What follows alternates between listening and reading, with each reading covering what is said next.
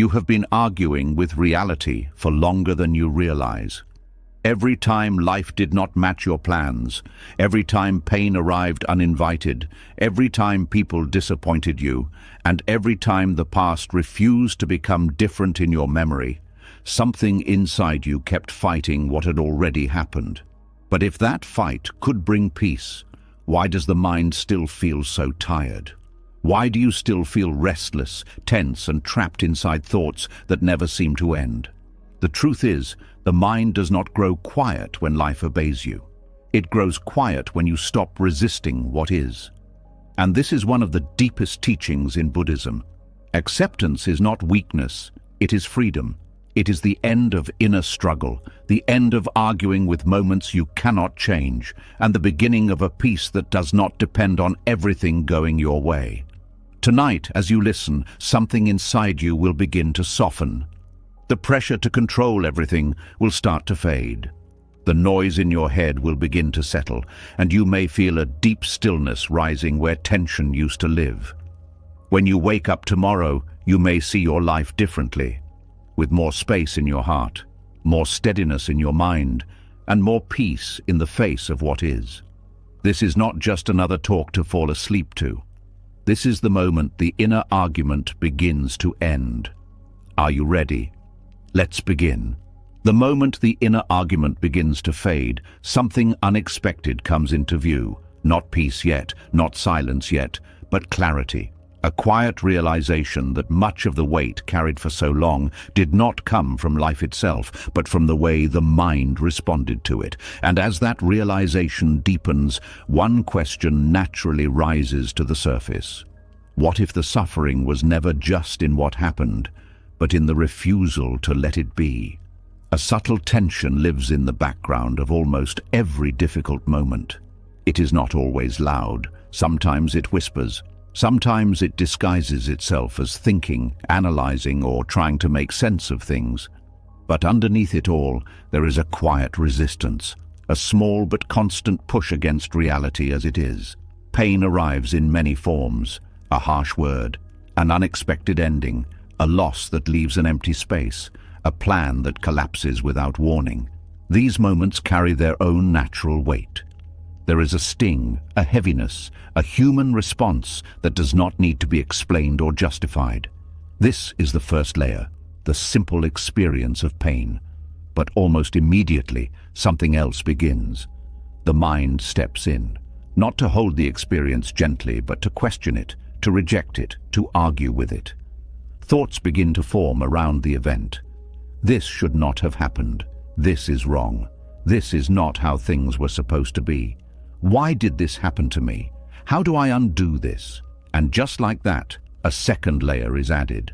Not pain, but resistance to pain. Not the event itself, but the refusal to accept that the event has already taken place. This second layer is often invisible, yet it carries most of the suffering. It turns a single moment into an ongoing struggle. It keeps the experience alive long after it has passed. It transforms something temporary into something that feels permanent. The mind believes it is protecting something important. It believes that by resisting, it is maintaining control, preserving dignity, or defending what should have been. But in reality, it is doing something very different. It is holding on to a moment that cannot be changed and creating tension around it again and again. This is how suffering multiplies. A person may experience disappointment once, but the mind replays it 100 times. Each replay carries the same emotional charge, sometimes even stronger than before. The body responds as if the event is happening again. The heart tightens, the breath becomes shallow, and the nervous system remains on edge. All of this from something that is no longer happening. This is not because the event was so powerful, it is because the mind refuses to let it be complete. There is a quiet misunderstanding here. The mind assumes that if it stops resisting, it is giving up, agreeing, or approving of what happened.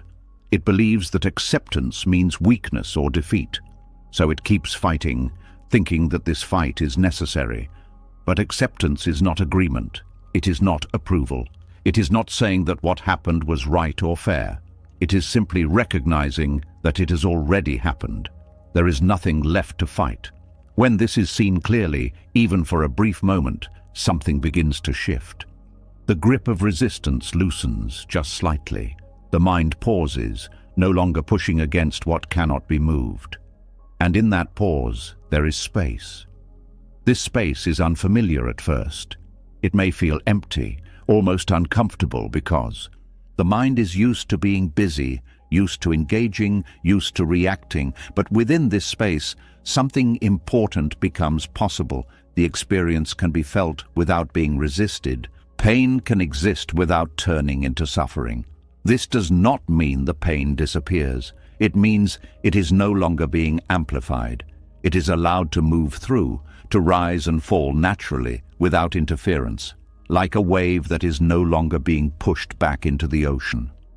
There is a softness in this way of relating to experience, a gentleness that does not try to control or manipulate what is already present. It does not add extra weight. It does not create additional tension. It simply allows. This allowing is not passive. It requires awareness. It requires the ability to notice when resistance begins, to recognize the thoughts that are forming, and to see them for what they are. Not truth, not solutions, but reactions. The mind says, this should not be happening, but that is not a fact. It is a preference.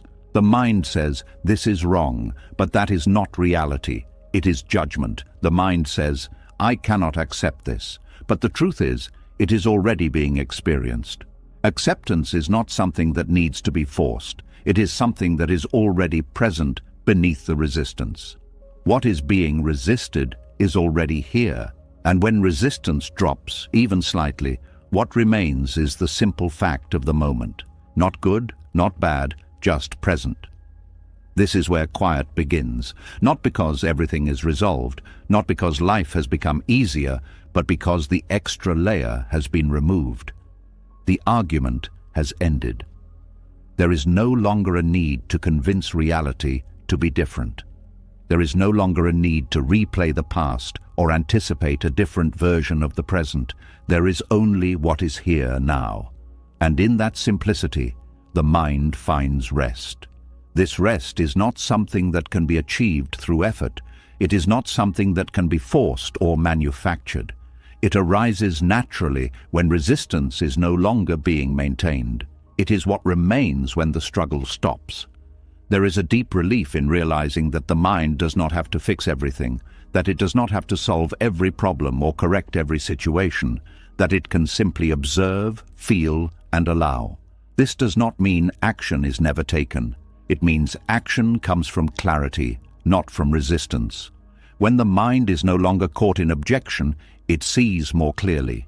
It responds more wisely. It moves with the situation instead of against it. But before any of that happens, there must be a willingness to see the pattern, to notice how often resistance arises, to notice how quickly the mind labels something as wrong, to notice how much energy is spent trying to mentally rewrite what has already happened. This noticing is the beginning of freedom, not because it changes the past, but because it changes the relationship to the past. The event remains the same, but the suffering begins to dissolve. There is no longer a need to carry it forward. It can be left where it belongs. And in that leaving, something new becomes possible. A lightness that was not there before. A quiet that does not depend on circumstances. A sense of being at ease, even in the presence of difficulty. This is not something reserved for special moments or ideal conditions. It is available in every moment, even the uncomfortable ones, especially the uncomfortable ones. Because it is in those moments that resistance is most visible. It is in those moments that the mind reveals its habit of objection, and it is in those moments that acceptance can be practiced. Not as an idea, but as a direct experience. The breath is felt, the body is noticed, the thoughts are seen but not followed. The moment is allowed to be exactly as it is, and slowly the mind begins to learn something new. It begins to learn that it does not have to fight everything, that it does not have to react to every discomfort, that it can simply be present. This learning does not happen overnight. It is a gradual process, a gentle unfolding. There will be moments of resistance, moments of frustration, moments when the old patterns return. But each time awareness is brought to the process, each time resistance is seen instead of blindly followed, the pattern weakens, and the quiet grows stronger. Until one day, something that once caused great disturbance is met with a different response. Not indifference, not suppression, but calm presence. The event happens, the feeling arises, but there is no argument. And without the argument, the suffering does not take root. It passes, like everything else, leaving behind a sense of space, a sense of ease, a reminder that the mind does not have to create extra weight, that it can let things be, that it can rest. And in that rest, something profound is discovered. Peace was never something that needed to be chased. It was always here, waiting beneath the resistance, waiting for the moment the mind finally stops saying no to what already is, and simply allows reality to be. When the mind stops fighting what is already here, a deeper truth begins to appear. The pain was not only in the event, it was also in the hope that reality might still bend to personal desire. And once that is seen, another layer opens. Life does not ask what the ego wanted first.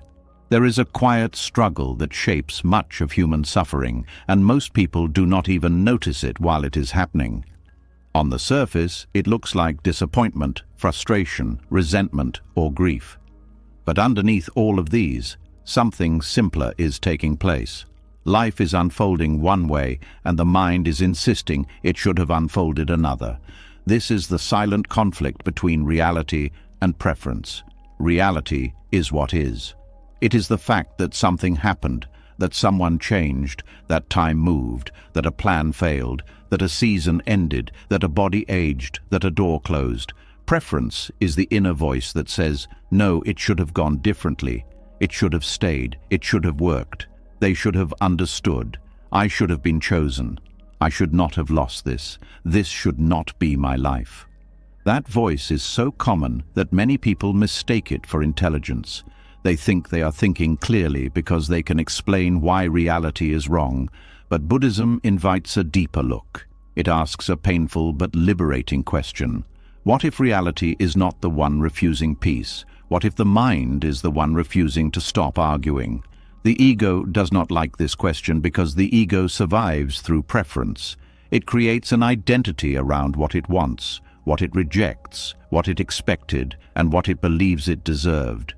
It does not simply respond to life. It builds a private version of life and then suffers when the world refuses to match it. This is why two people can live through similar events and respond in completely different ways. One feels the sting of what happened and slowly adjusts. The other becomes trapped in inner conflict, not because the event was objectively worse, but because the mind keeps comparing what happened to what it wanted to happen. The comparison becomes a wound. A relationship ends, and the pain is real. But then preference steps in and says it was supposed to last. A job is lost, and fear rises naturally. But then the ego says this was supposed to be the secure path. A loved one changes, becomes distant, chooses something else, and sadness appears. But then the mind adds, they were supposed to stay who I needed them to be. And just like that, suffering deepens. What makes this difficult to see is that preference often feels innocent. It seems normal to want life to go a certain way. It seems natural to have hopes, plans, and desires. Buddhism does not say these are evil. It does not say a human being must become cold, detached, or empty. It simply shows that when preference hardens into demand, peace disappears. There is a difference between having a wish and making reality answer to that wish. There is a difference between longing for a certain outcome and quietly believing that life has failed because it delivered something else. The first is human. The second is the beginning of inner war. Reality does not negotiate with personal preference, not because life is cruel, but because life is not organized around the ego's script. Rain falls on the day that was meant to be sunny. People misunderstand the words that were spoken with care. The body gets tired when the mind wanted it to remain strong. The person once loved with certainty becomes a stranger. The future imagined for years dissolves in a single afternoon. None of this asks for permission. None of it pauses to ask whether the heart is ready. This can feel harsh until a deeper truth becomes visible. Reality is not punishing anyone. It is simply moving according to causes and conditions far larger than one person's preference. The river does not change direction because someone wanted dry ground. Winter does not apologize to the trees for taking the leaves. Time does not stop because someone finally found a moment they wanted to keep forever. The mind suffers because it keeps asking life to be personal. It says, "Why is this happening to me?" as if reality singled it out. It says, "This is unfair," as if existence promised custom-made outcomes. It says, "I did everything right," as if life were a machine that always dispenses reward when the correct buttons are pressed. But reality is not a transaction. It is not a servant to preference. It is not an employee of the ego. And the sooner this is understood, the sooner a different kind of peace becomes possible. This peace is not built on getting everything wanted. It is built on no longer needing reality to obey inner demand before the heart can rest. This is one of the most humbling teachings in Buddhism because it confronts a very deep habit. Most people do not just experience life. They negotiate with it internally all day long. They bargain with the present. They resist the past. They fear the future because it may not match their plans. Even while nothing dramatic is happening, the mind remains busy measuring reality against preference. This creates endless tension. A person wakes up and already the comparison begins. The day should feel lighter. The body should not be this tired. The message should have arrived by now. That person should be more loving. I should be more advanced by this age. My life should look different. My mind should be more peaceful by now. These thoughts may seem small, but each one is a refusal of the present. Each one quietly says, this moment is unacceptable unless it changes. And because life rarely matches preference exactly, the mind remains restless. Many people believe they are disturbed by events, but often they are disturbed by the difference between what is happening and what they thought should be happening. The event may be simple. The suffering comes from the internal protest. This protest can hide beneath ambition as well. A person may believe they are driven, focused, and determined, but underneath there may be a silent inability to be with life as it is. They do not simply work toward change. They reject the present so deeply that their entire nervous system is built around escape. This is why even achievements do not always bring peace. The ego says, once I get there, I will rest. But when there is another challenge, another unmet preference, another version of life that should be happening instead, the struggle begins again. The mind that cannot accept this moment will not be satisfied by the next one. It will only move the argument forward.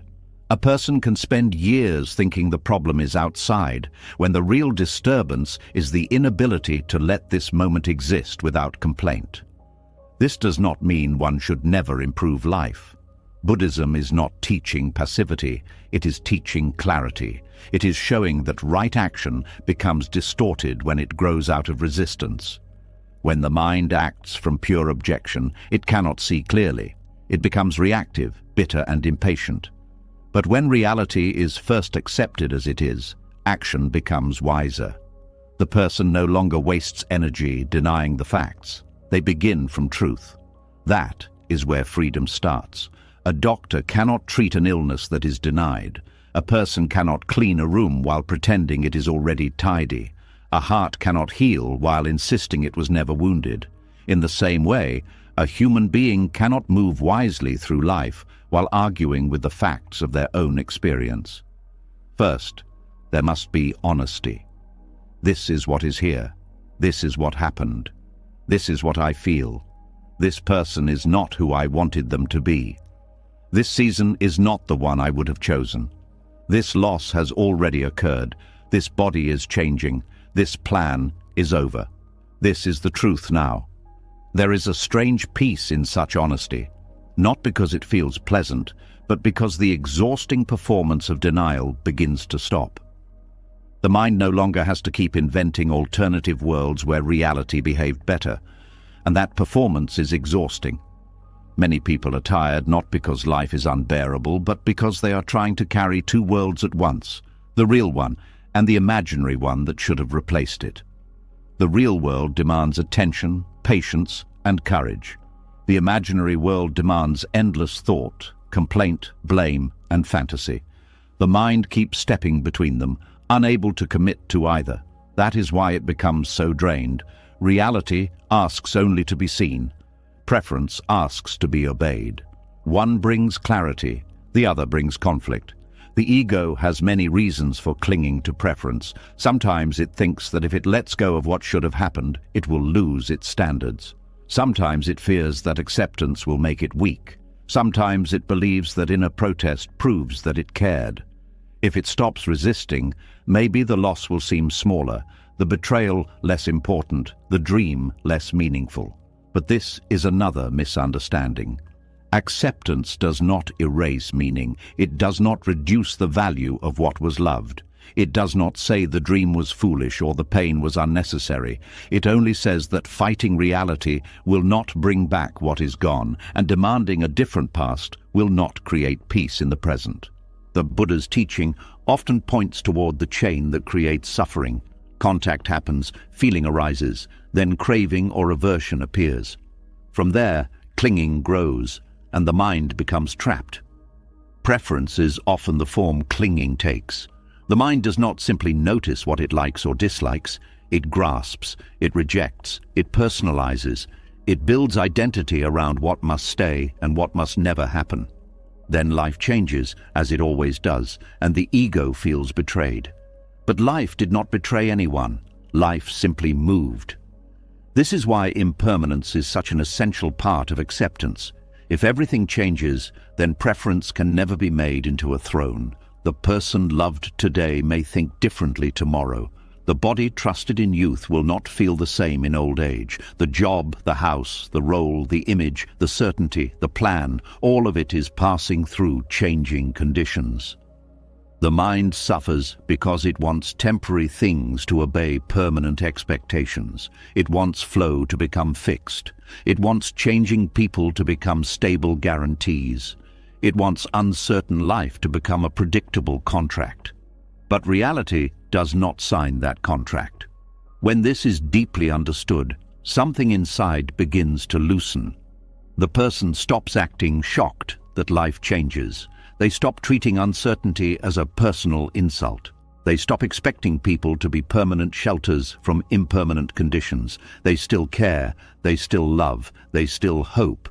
But they no longer build peace on the demand that life must remain arranged according to preference. This is a huge shift. It means joy becomes more sincere because it is no longer based on ownership. It means grief becomes cleaner because it is no longer mixed with argument. It means action becomes clearer because it begins from what is true, not from what the ego wishes were true. The mind grows quieter here, not because all desire disappears, but because demand weakens. A person can still prefer health to sickness, honesty to betrayal, success to failure, reunion to separation. But preference remains light. It does not become a weapon used against reality. It does not turn every unwanted moment into a moral outrage. This lightness is wisdom. It says, "This is not what I wanted, but it is what is here." That sentence alone can change a life, because it ends the fantasy that inner peace depends on universal compliance from the world. It breaks the hidden belief that the universe must line up with private preference before calm is allowed. So much suffering comes from postponing peace. I will be okay when this changes. I will rest when they understand me. I will soften when life becomes fair. I will accept myself when the outcome confirms my worth. I will trust when nothing uncertain remains. But that day never comes. There is always another imperfection, another delay, another person acting outside the script, another reminder that life does not negotiate with preference. This could sound hopeless, but it is actually liberating. If peace depended on control, almost no one would ever know it. If calm required perfect conditions, the heart would remain a hostage forever. The good news is that peace does not come from training life to obey. It comes from training the mind to stop arguing with what is already true. This does not happen by force. The ego cannot be bullied into surrender. It softens through seeing, through repeated honesty, through noticing how every inner demand creates contraction, through realizing that reality never lost the argument because it was never arguing.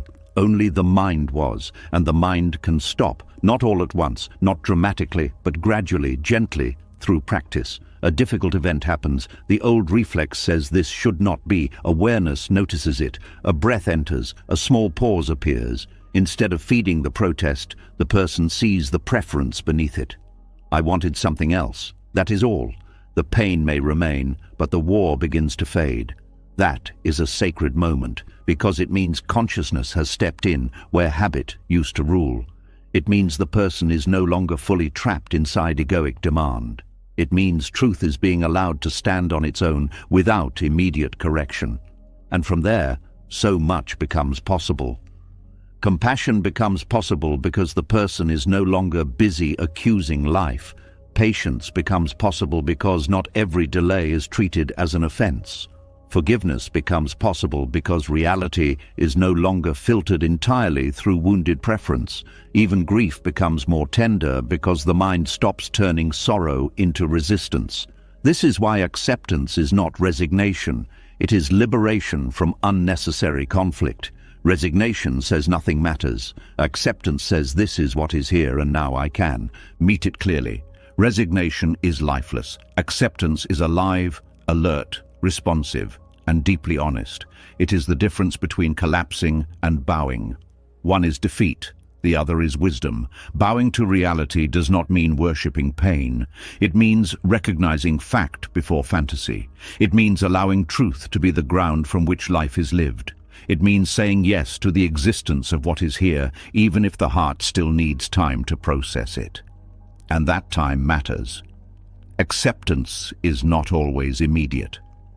Sometimes the nervous system trembles before it softens. Sometimes the heart resists because it is afraid of what truth will require. Sometimes the mind returns again and again to the same preference because it has built identity around it. This is natural. Buddhism does not ask for harshness. It asks for awareness. Notice the preference. Notice the protest. Notice the suffering that grows when life is measured against what should have been. Then, little by little, let the measuring stop. Let this moment be what it is before deciding what it means.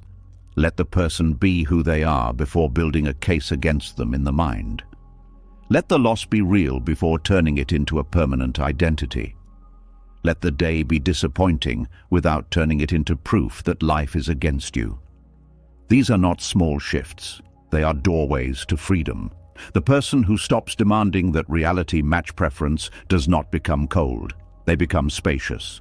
They become less easily shattered because they are no longer leaning on fragile arrangements for inner stability. They stop asking impermanent things to carry permanent peace. That is maturity. The child mind says, I will be calm when the world behaves. The awakened mind says, I will meet the world as it is. One remains dependent, the other becomes free, and that freedom is quiet. It does not need to prove itself. It does not arrive with fanfare. It appears slowly in the ordinary moments where resistance used to rise and now softens instead. In the instant where disappointment is felt but not dramatized. In the conversation where another person's behavior is seen clearly without being turned into a personal attack. In the silent recognition that life has its own movement and the ego is not its master. This recognition humbles the heart, but it also relaxes it. Reality was never required to become different before peace could begin. The struggle was only maintained by the belief that it was. Once that belief weakens, the mind starts to rest. It no longer treats preference like law. It no longer builds a courtroom around every unwanted event. It no longer spends its strength demanding another version of the past, the present, or the future. It sees, it allows, it responds when needed. And it slowly learns one of the rarest forms of peace, the peace of no longer requiring life to be other than it is before the heart permits itself to be still. When the mind finally begins to loosen its grip on how things should have been, another truth quietly reveals itself. The struggle was never only about preference, it was also about time, about what has already happened and the strange effort to keep fighting it long after it is over. Something inside refuses to let certain moments end. There is a particular kind of tiredness that does not come from the body. It does not come from long hours, heavy work, or lack of sleep. It comes from thinking, from returning to the same memory again and again, not to understand it, but to argue with it.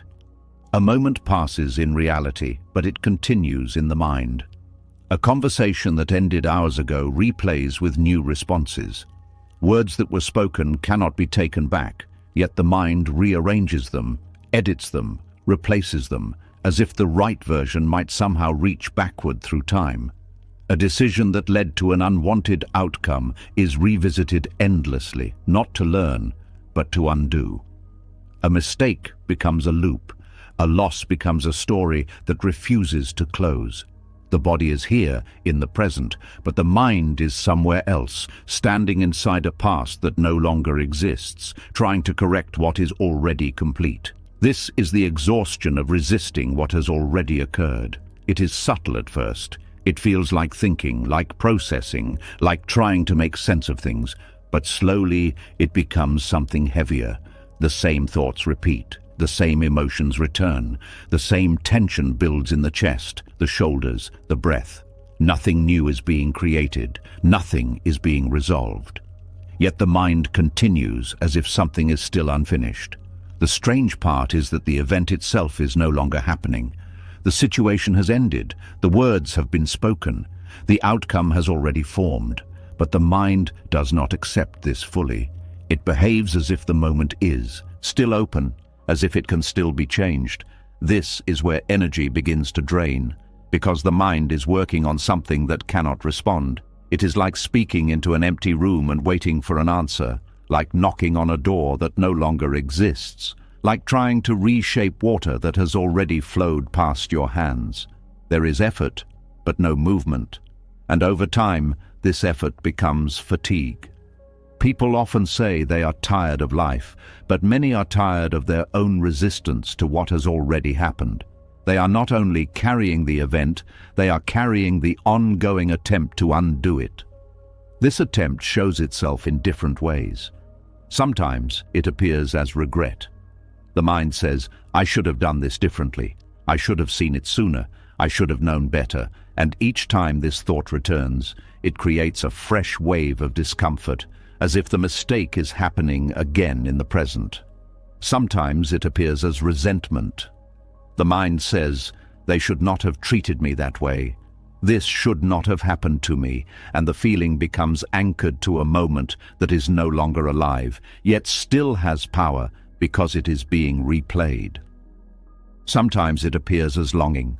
The mind reaches for a version of the past that felt better, safer, more complete. It returns there again and again, comparing it to the present, creating a constant sense of loss.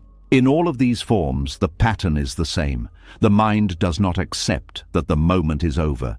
It keeps returning, as if it might still be open.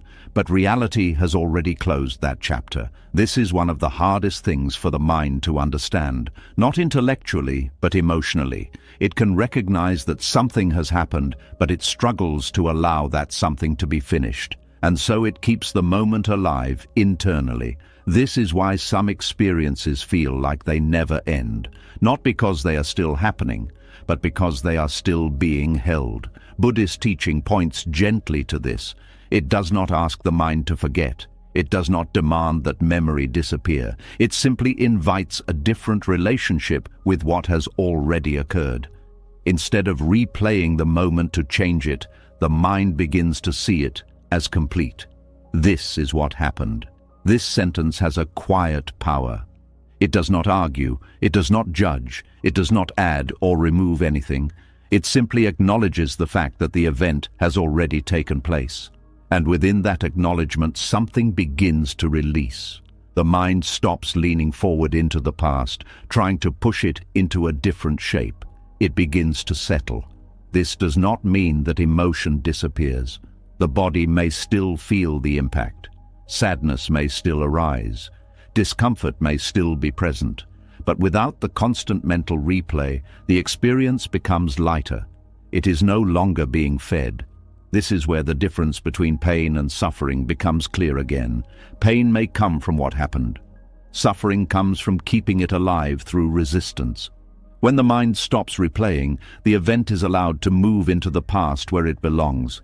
It no longer occupies the present in the same way. There is space again. This space is unfamiliar at first because the mind is used to filling it. It is used to returning to the same thoughts, the same stories, the same arguments. When that pattern begins to slow, there is a kind of emptiness. But this emptiness is not a problem. It is the beginning of rest. The nervous system begins to settle. The breath becomes deeper. The body no longer reacts as if something is constantly wrong. The mind starts to recognize that not every thought needs to be followed. This recognition changes everything, because once it is seen that replaying does not change the past, the habit begins to weaken. The mind may still return to the event, but there is awareness now. There is a quiet understanding that this is a pattern, not a solution. And with that awareness, a choice becomes possible. The thought appears. The memory arises. But instead of entering it completely, the mind notices it. It sees the urge to replay. It sees the desire to fix. And instead of following, it allows the thought to pass. This is not suppression. It is not avoidance. It is clarity. It is the recognition that the moment is already complete. And continuing to engage with it in this way only creates more tension. Over time, this practice becomes more natural. The mind learns that it does not have to return to every memory with the same intensity. It begins to trust that letting go does not mean losing something important. It means freeing itself from unnecessary repetition. There is also a deeper layer to this exhaustion. The mind is not only replaying events to change them. Sometimes it is replaying them to protect identity. A person may hold on to a painful moment because it confirms a belief. I was wronged. I was not valued. I failed. I am not enough. The replay becomes a way of reinforcing this identity, and letting go feels like losing that identity. This is why the pattern can be difficult to break. It is not just about the event. It is about the story built around the event. Buddhist teaching gently invites the person to look at this story, not to destroy it, but to see it clearly. To notice how the mind keeps returning, not because the moment is unfinished, but because something inside has become attached to it. This attachment keeps the past alive, and with it, the exhaustion continues. But when the story is seen for what it is, a construction, a pattern, a habit, it begins to loosen. The person no longer needs to keep proving the same point.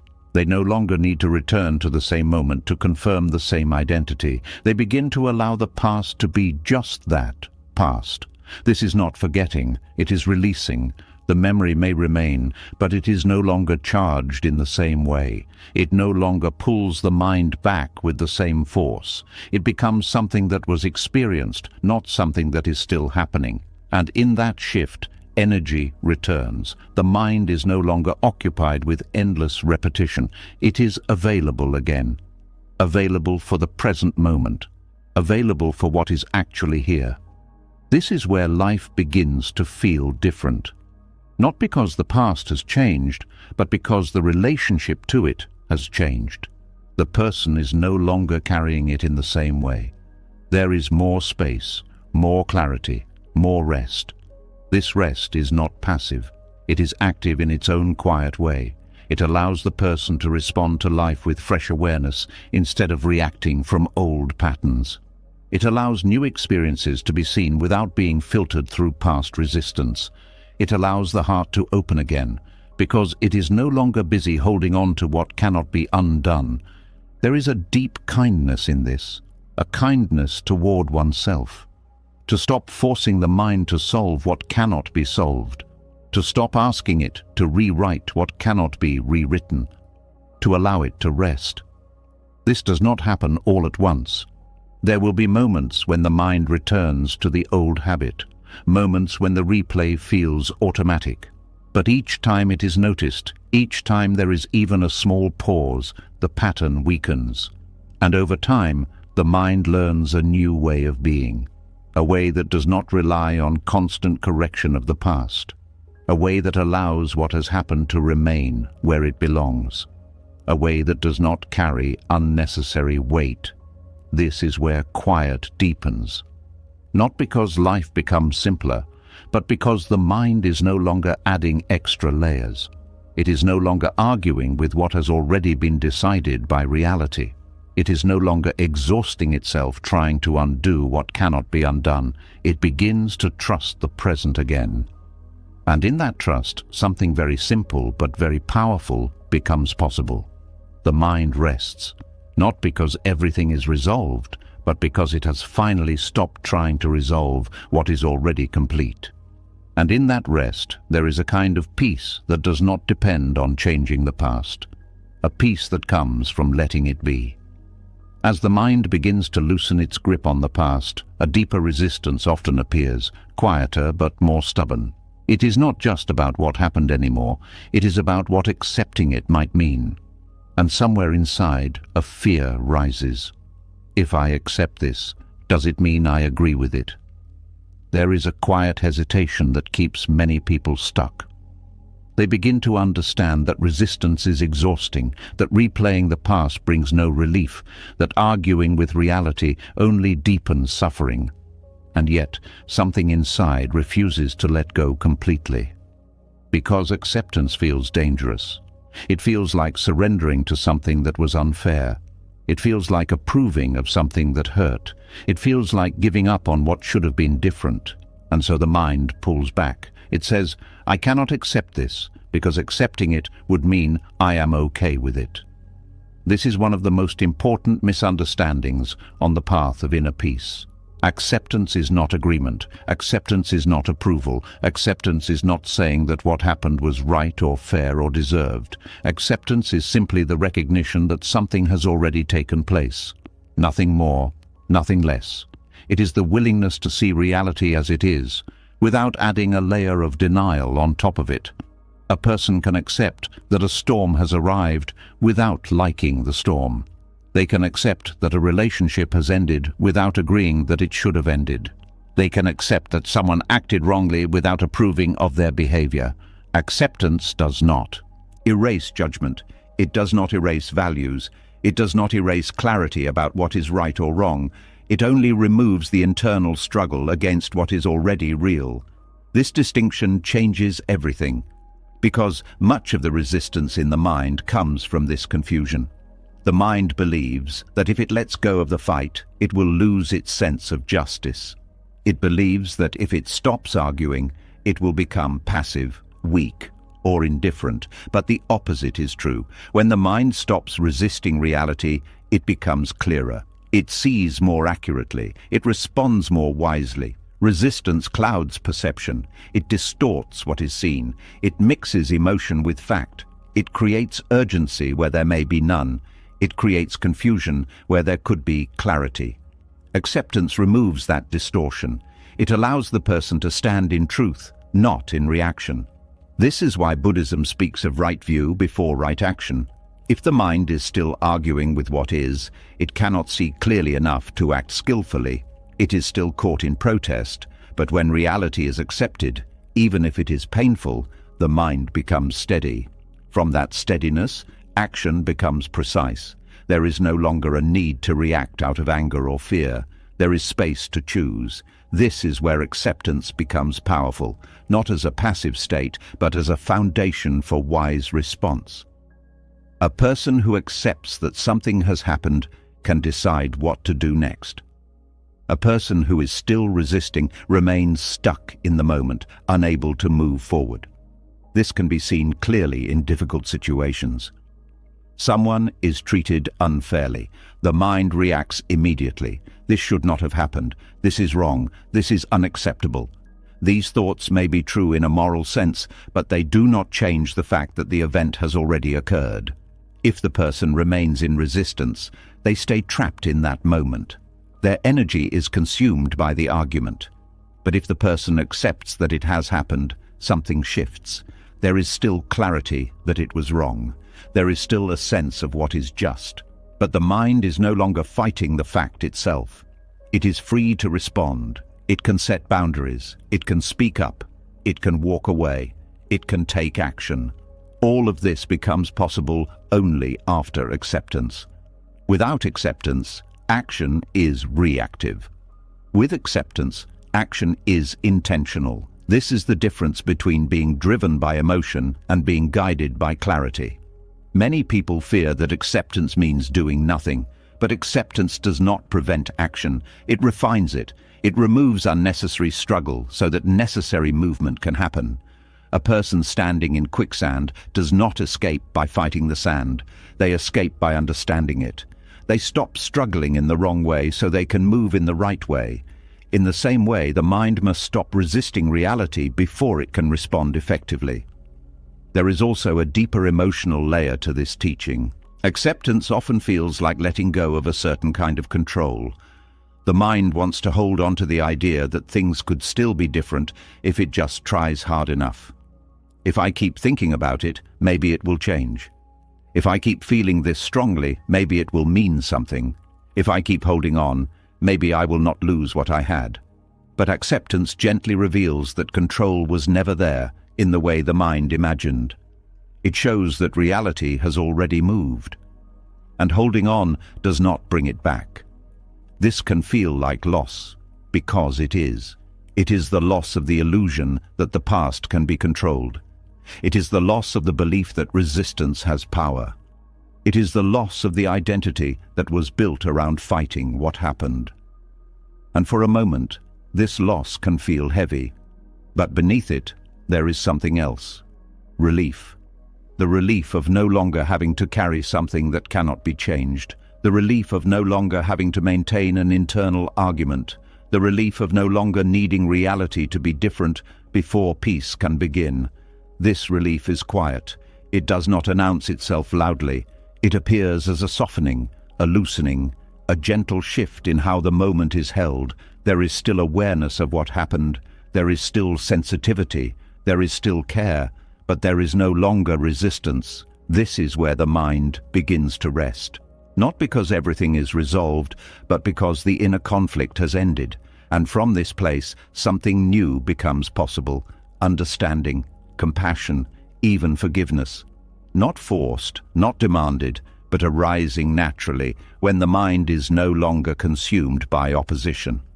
This is why acceptance is not denial. It does not pretend that pain is not there. It does not ignore what is difficult. It meets it fully. It allows the experience to be seen clearly without distortion. And in that clarity, healing begins. Denial says, this did not happen. Resistance says, this should not have happened. Acceptance says, this has happened. Only one of these allows the mind to move forward. The others keep it stuck. There is also a strength in acceptance that is often overlooked. It takes courage to face reality without turning away. It takes honesty to admit what is true, even when it is uncomfortable. It takes patience to allow the moment to be what it is, without rushing to change it. This is not weakness. It is discipline. It is maturity. It is a form of inner stability that does not depend on external conditions.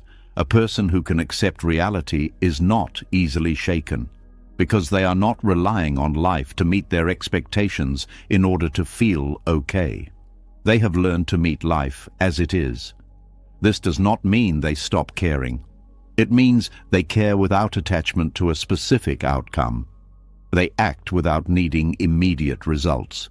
They remain open without being broken by change.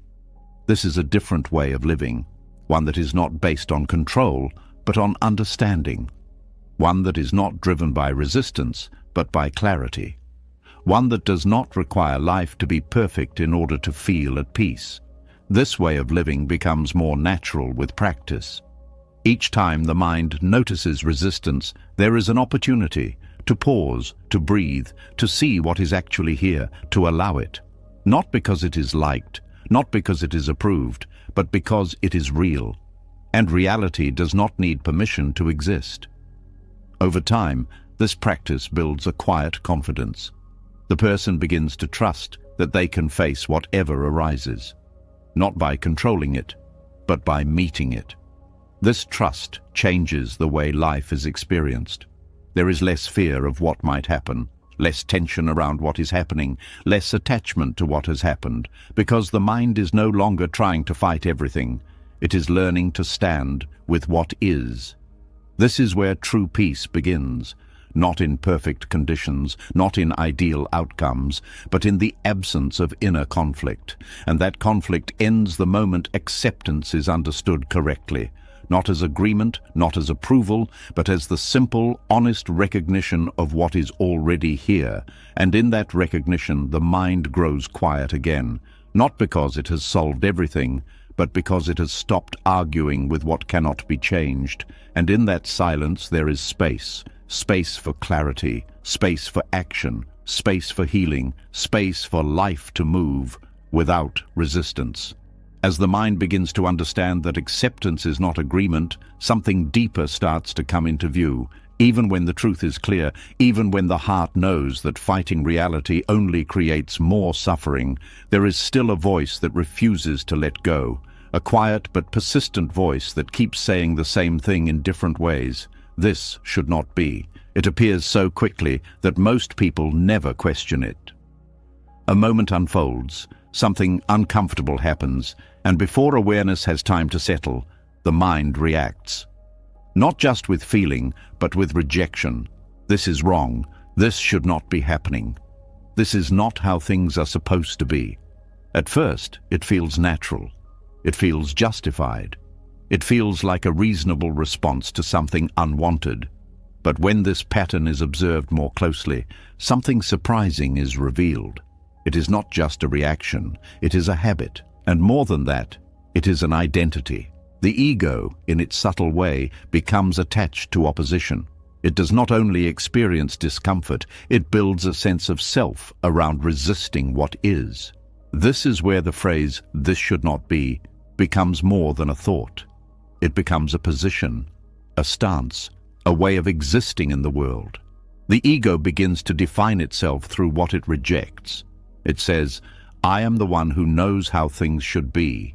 I am the one who recognizes what is wrong. I am the one who stands against what should not exist." At first glance, this can seem like strength. It can feel like clarity, like having standards, like refusing to settle for less. But underneath, something else is happening. The mind is becoming dependent on resistance. It begins to need something to oppose in order to feel certain of itself. Without something to reject, it feels uncertain. Without something to label as wrong, it feels empty. Without something to push against, it does not know who it is. This is the addiction, not to pain itself, but to the identity that forms around resisting pain. The phrase, "this should not be," becomes a constant background signal. It arises in large situations and small ones. It appears when plans change, when people behave differently, when the body feels discomfort, when emotions arise that are not welcome, and each time it appears, it reinforces the same pattern. Something is wrong, something must be corrected, something must be different before peace can exist. This pattern keeps the mind in a state of tension, because life is always changing, always imperfect, always moving in ways that do not match expectation. And as long as the mind continues to say, "this should not be," to what is already happening, it remains in conflict. This conflict becomes familiar, so familiar that it begins to feel normal. A person may wake up already feeling that something is off. not because something specific has gone wrong, but because the mind is already scanning for what does not match its idea of how things should be. The room is not arranged perfectly. The body feels slightly tired. The day ahead does not look ideal. Someone behaves in an unexpected way, and immediately the thought appears. This should not be. This is not how it should feel. This is not how things should go. These may seem like small reactions, but they accumulate. They create a constant friction with the present moment. And over time, this friction becomes exhaustion. Not because life is unbearable, but because the mind is constantly resisting what is already here. The ego rarely questions this pattern. It assumes it is necessary. It believes that if it stops resisting, it will lose control, lose identity, lose direction. But what it does not see is that this constant opposition is the very thing creating instability.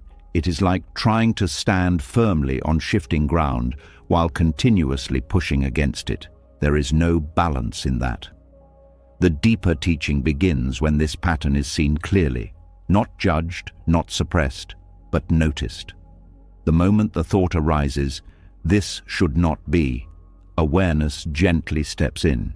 It does not argue with the thought. It does not try to force it away. It simply sees it.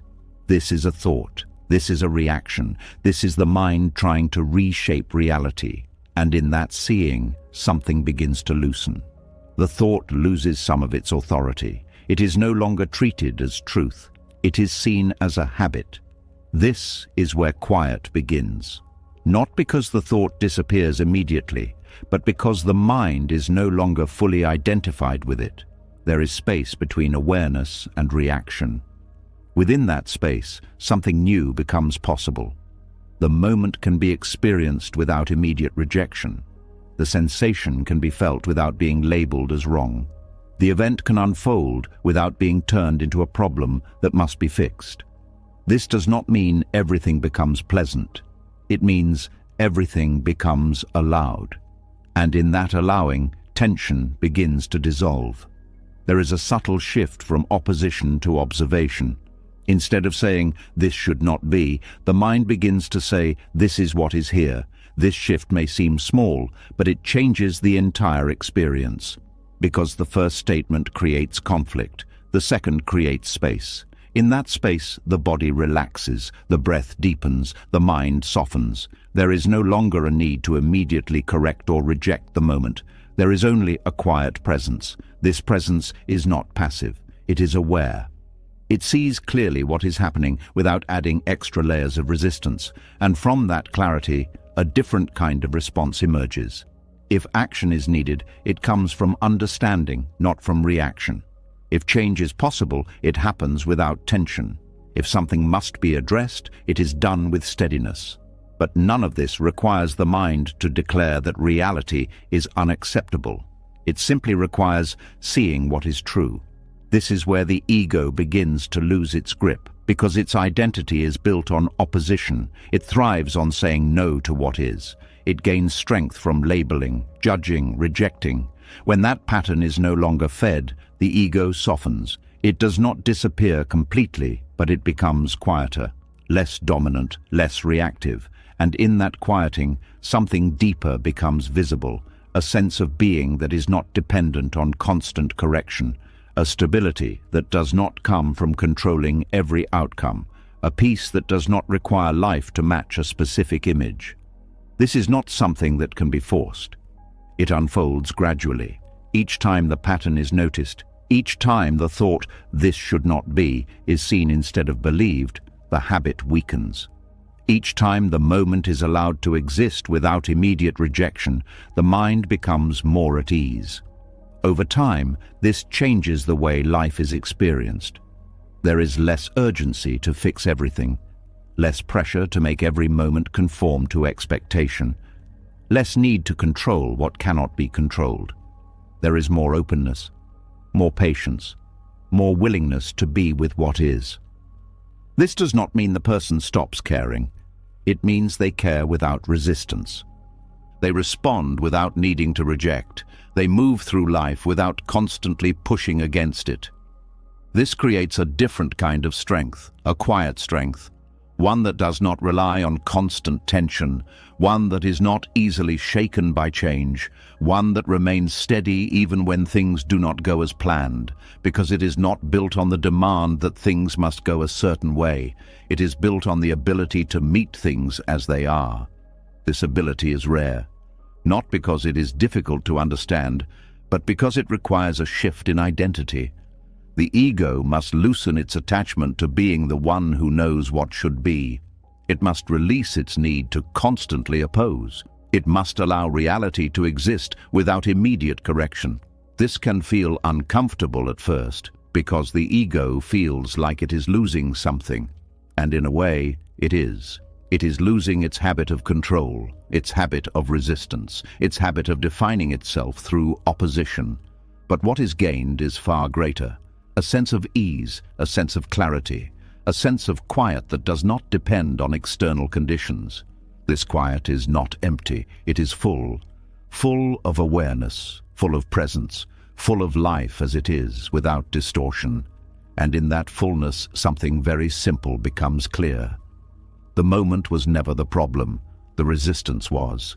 And when the resistance fades, even slightly, the mind begins to rest. Not because everything is perfect, but because it no longer needs everything to be perfect. It no longer needs to say, "This should not be," in order to feel stable. It no longer needs to fight reality in order to feel in control. It begins to trust, not in a specific outcome, but in its ability to meet whatever arises. This trust changes everything, because it removes the need for constant opposition. It removes the need to correct every imperfection.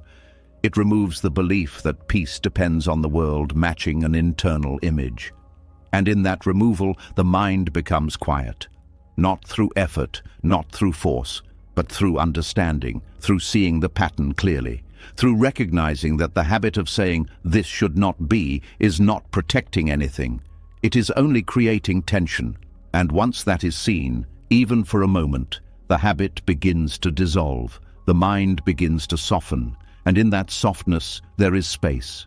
Space for the moment to be, space for the breath to move, space for life to unfold without resistance. And in that space, something very simple but very powerful begins to emerge. A quiet that does not come from control, a peace that does not depend on preference, a way of being that no longer needs to argue with what is already here. And in that, the mind finally begins to rest. As the habit of saying, "This should not be," begins to loosen, another force quietly reveals itself beneath it. The mind may stop openly rejecting reality, yet something subtler continues to disturb its peace. It is no longer loud resistance, but a constant pull, a quiet wanting for things to be different than they are. And that wanting never seems to rest. There is a subtle tension that lives inside desire, not the simple wish for something to happen, but the deeper insistence that it must happen in a certain way, at a certain time, or not at all. This is where craving begins to shape the experience of the present moment. The mind does not simply observe what is here, it measures it against what it wants. This moment is too slow, this situation is taking too long, this feeling should go away, this person should act differently. This result should have already arrived. And even when nothing is clearly wrong, the mind still searches for what is missing. This is how craving creates arguments with the present. It is not always obvious. It does not always appear as strong desire. Sometimes it shows up as restlessness, as impatience, as a feeling that something is not quite right, even when everything seems fine on the surface. The mind keeps leaning forward or pulling back. It wants the future to arrive faster. It wants discomfort to leave sooner. It wants pleasure to last longer. It wants reality to adjust itself to an internal rhythm that life does not follow. And because life moves on its own terms, the mind remains in quiet conflict. This conflict is not always dramatic, but it is constant.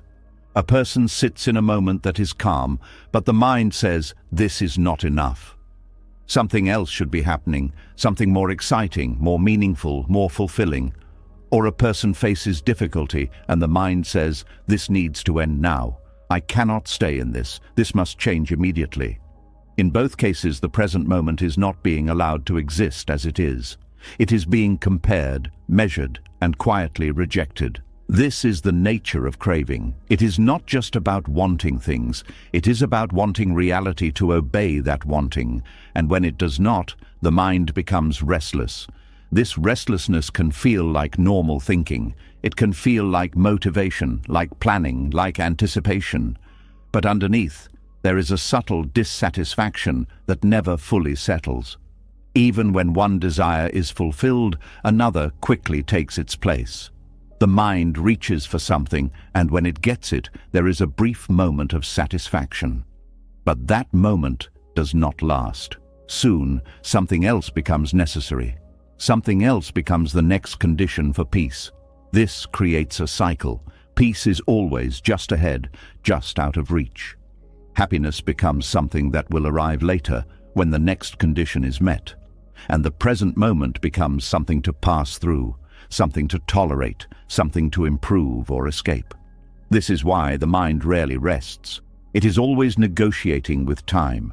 It is either pulling the future closer or pushing the present away. It does not settle into what is here because it is always waiting for something else. This waiting creates tension. Even in moments of comfort, there is a subtle unease, a sense that something more is needed, a feeling that this is not enough. This is not because the moment is lacking. It is because the mind is not fully here. It is divided between what is happening and what it wishes were happening. This division is the source of inner noise.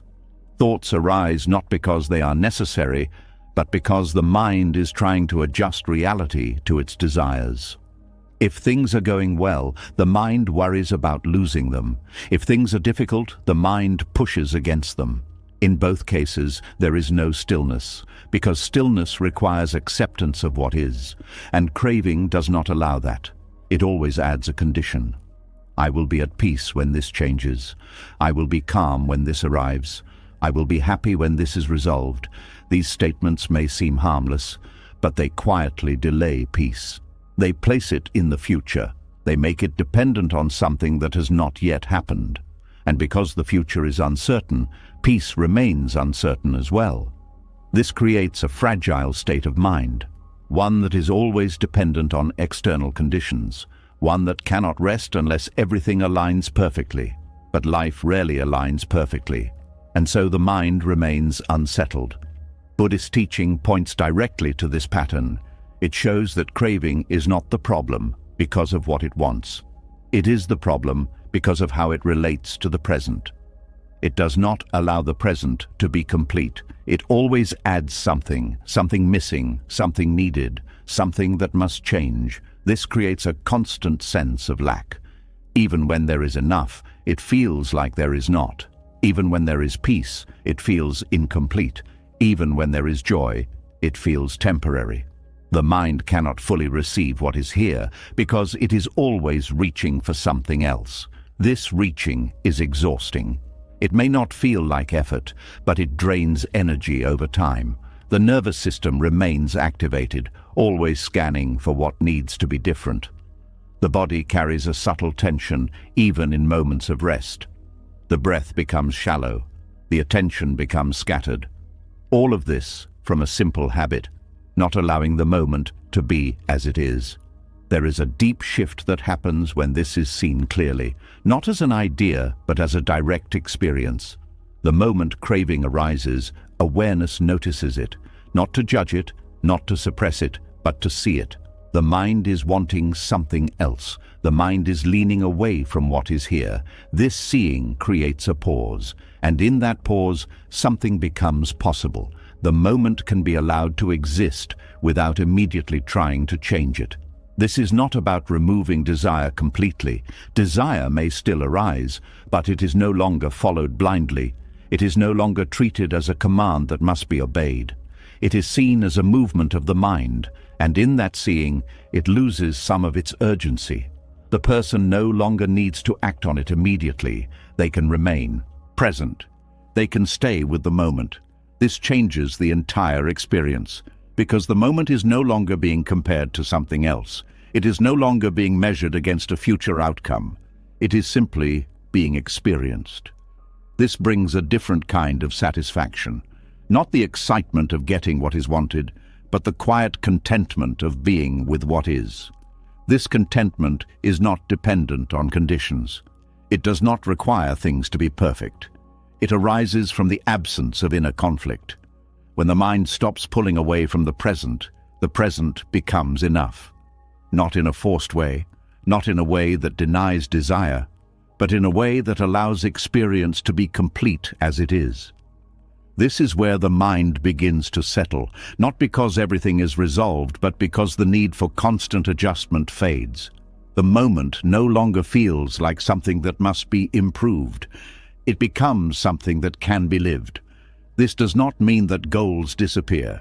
It does not mean that change is no longer pursued. It means that action comes from clarity, not from craving. The person can still move toward what they value, but without rejecting where they are. They can work toward the future without abandoning the present. They can experience desire without being controlled by it. This creates balance. A balance between movement and stillness, between effort and ease, between intention and acceptance. In this balance, the mind finds a new rhythm, one that is not driven by constant dissatisfaction, one that does not depend on getting somewhere else in order to feel complete. This rhythm is quieter, more stable, more at peace. It allows the person to experience life more fully, to feel what is here without immediately trying to change it, to enjoy what is present without worrying about its end, to move through difficulty without rushing to escape it. This is not something that happens all at once. It develops over time. Each moment of awareness weakens the habit of craving. Each moment of presence strengthens the ability to stay. Each time the mind notices its urge to adjust reality and chooses to remain instead, something shifts. The pattern begins to change. The mind becomes less reactive, less restless, less dependent on external conditions, and more able to rest in what is. This rest is not passive. It is alive. It is aware. It is engaged without being attached. It allows life to unfold without constant interference. And in that allowing, something very simple becomes clear. The present moment is not the problem. The constant desire for it to be different is. And when that desire is seen, understood, and gently released, even for a moment, the mind grows quiet again. Not because it has everything it wants, but because it no longer needs everything to be different in order to feel at peace. And in that quiet, there is a sense of completeness. Not because life is complete, but because the mind is no longer arguing with it. And that is where true stillness begins.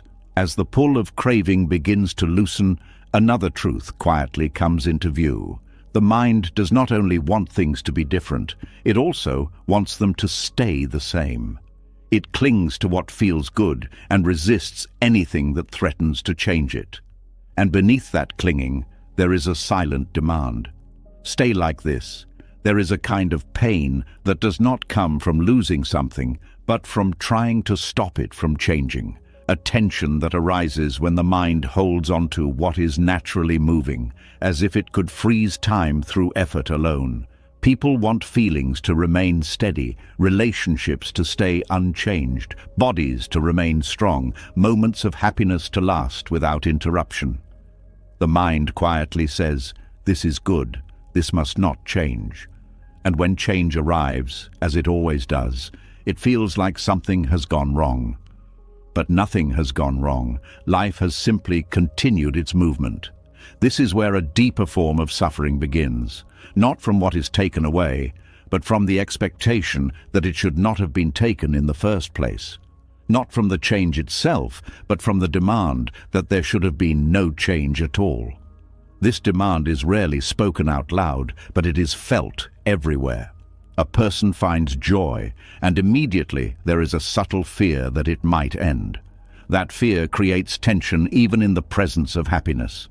The mind cannot fully relax because it is already guarding against loss.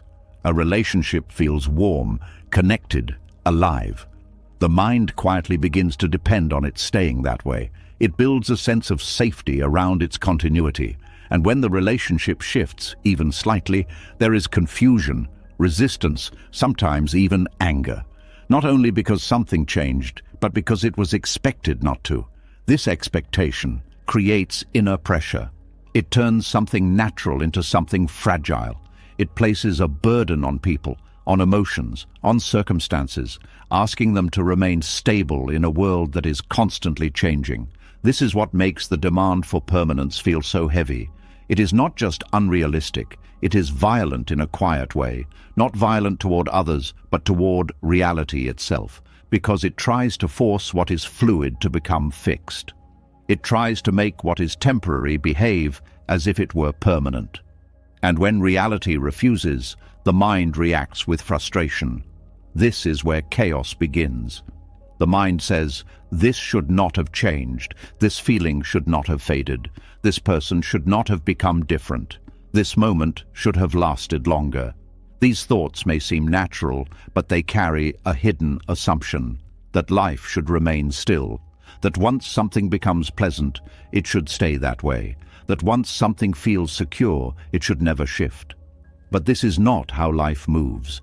Everything changes, not occasionally, not unexpectedly, but continuously. The body changes, thoughts change, emotions rise and fall. People grow, evolve, move in different directions. Seasons pass, situations transform. Nothing remains exactly as it is. This is not a flaw in reality, it is its nature. And when this nature is not understood, the mind begins to struggle. It tries to hold on to what cannot be held. It tries to preserve what is already slipping. It tries to protect what was never meant to stay. This creates a constant sense of instability, because the mind is always trying to secure something that is inherently insecure. It builds attachments not only to things, but to how those things feel. It becomes attached to a version of a person, a version of a moment, a version of itself. And when that version changes, it feels like loss. Even if something new is emerging, even if growth is happening, even if the change is natural, the mind resists. Because it was not prepared for movement, this resistance creates tension in subtle ways. A person may notice that they are not as happy as they were before, and instead of allowing the feeling to pass naturally, the mind begins to chase the old state. It tries to recreate it, to bring it back, to hold on to something that has already moved.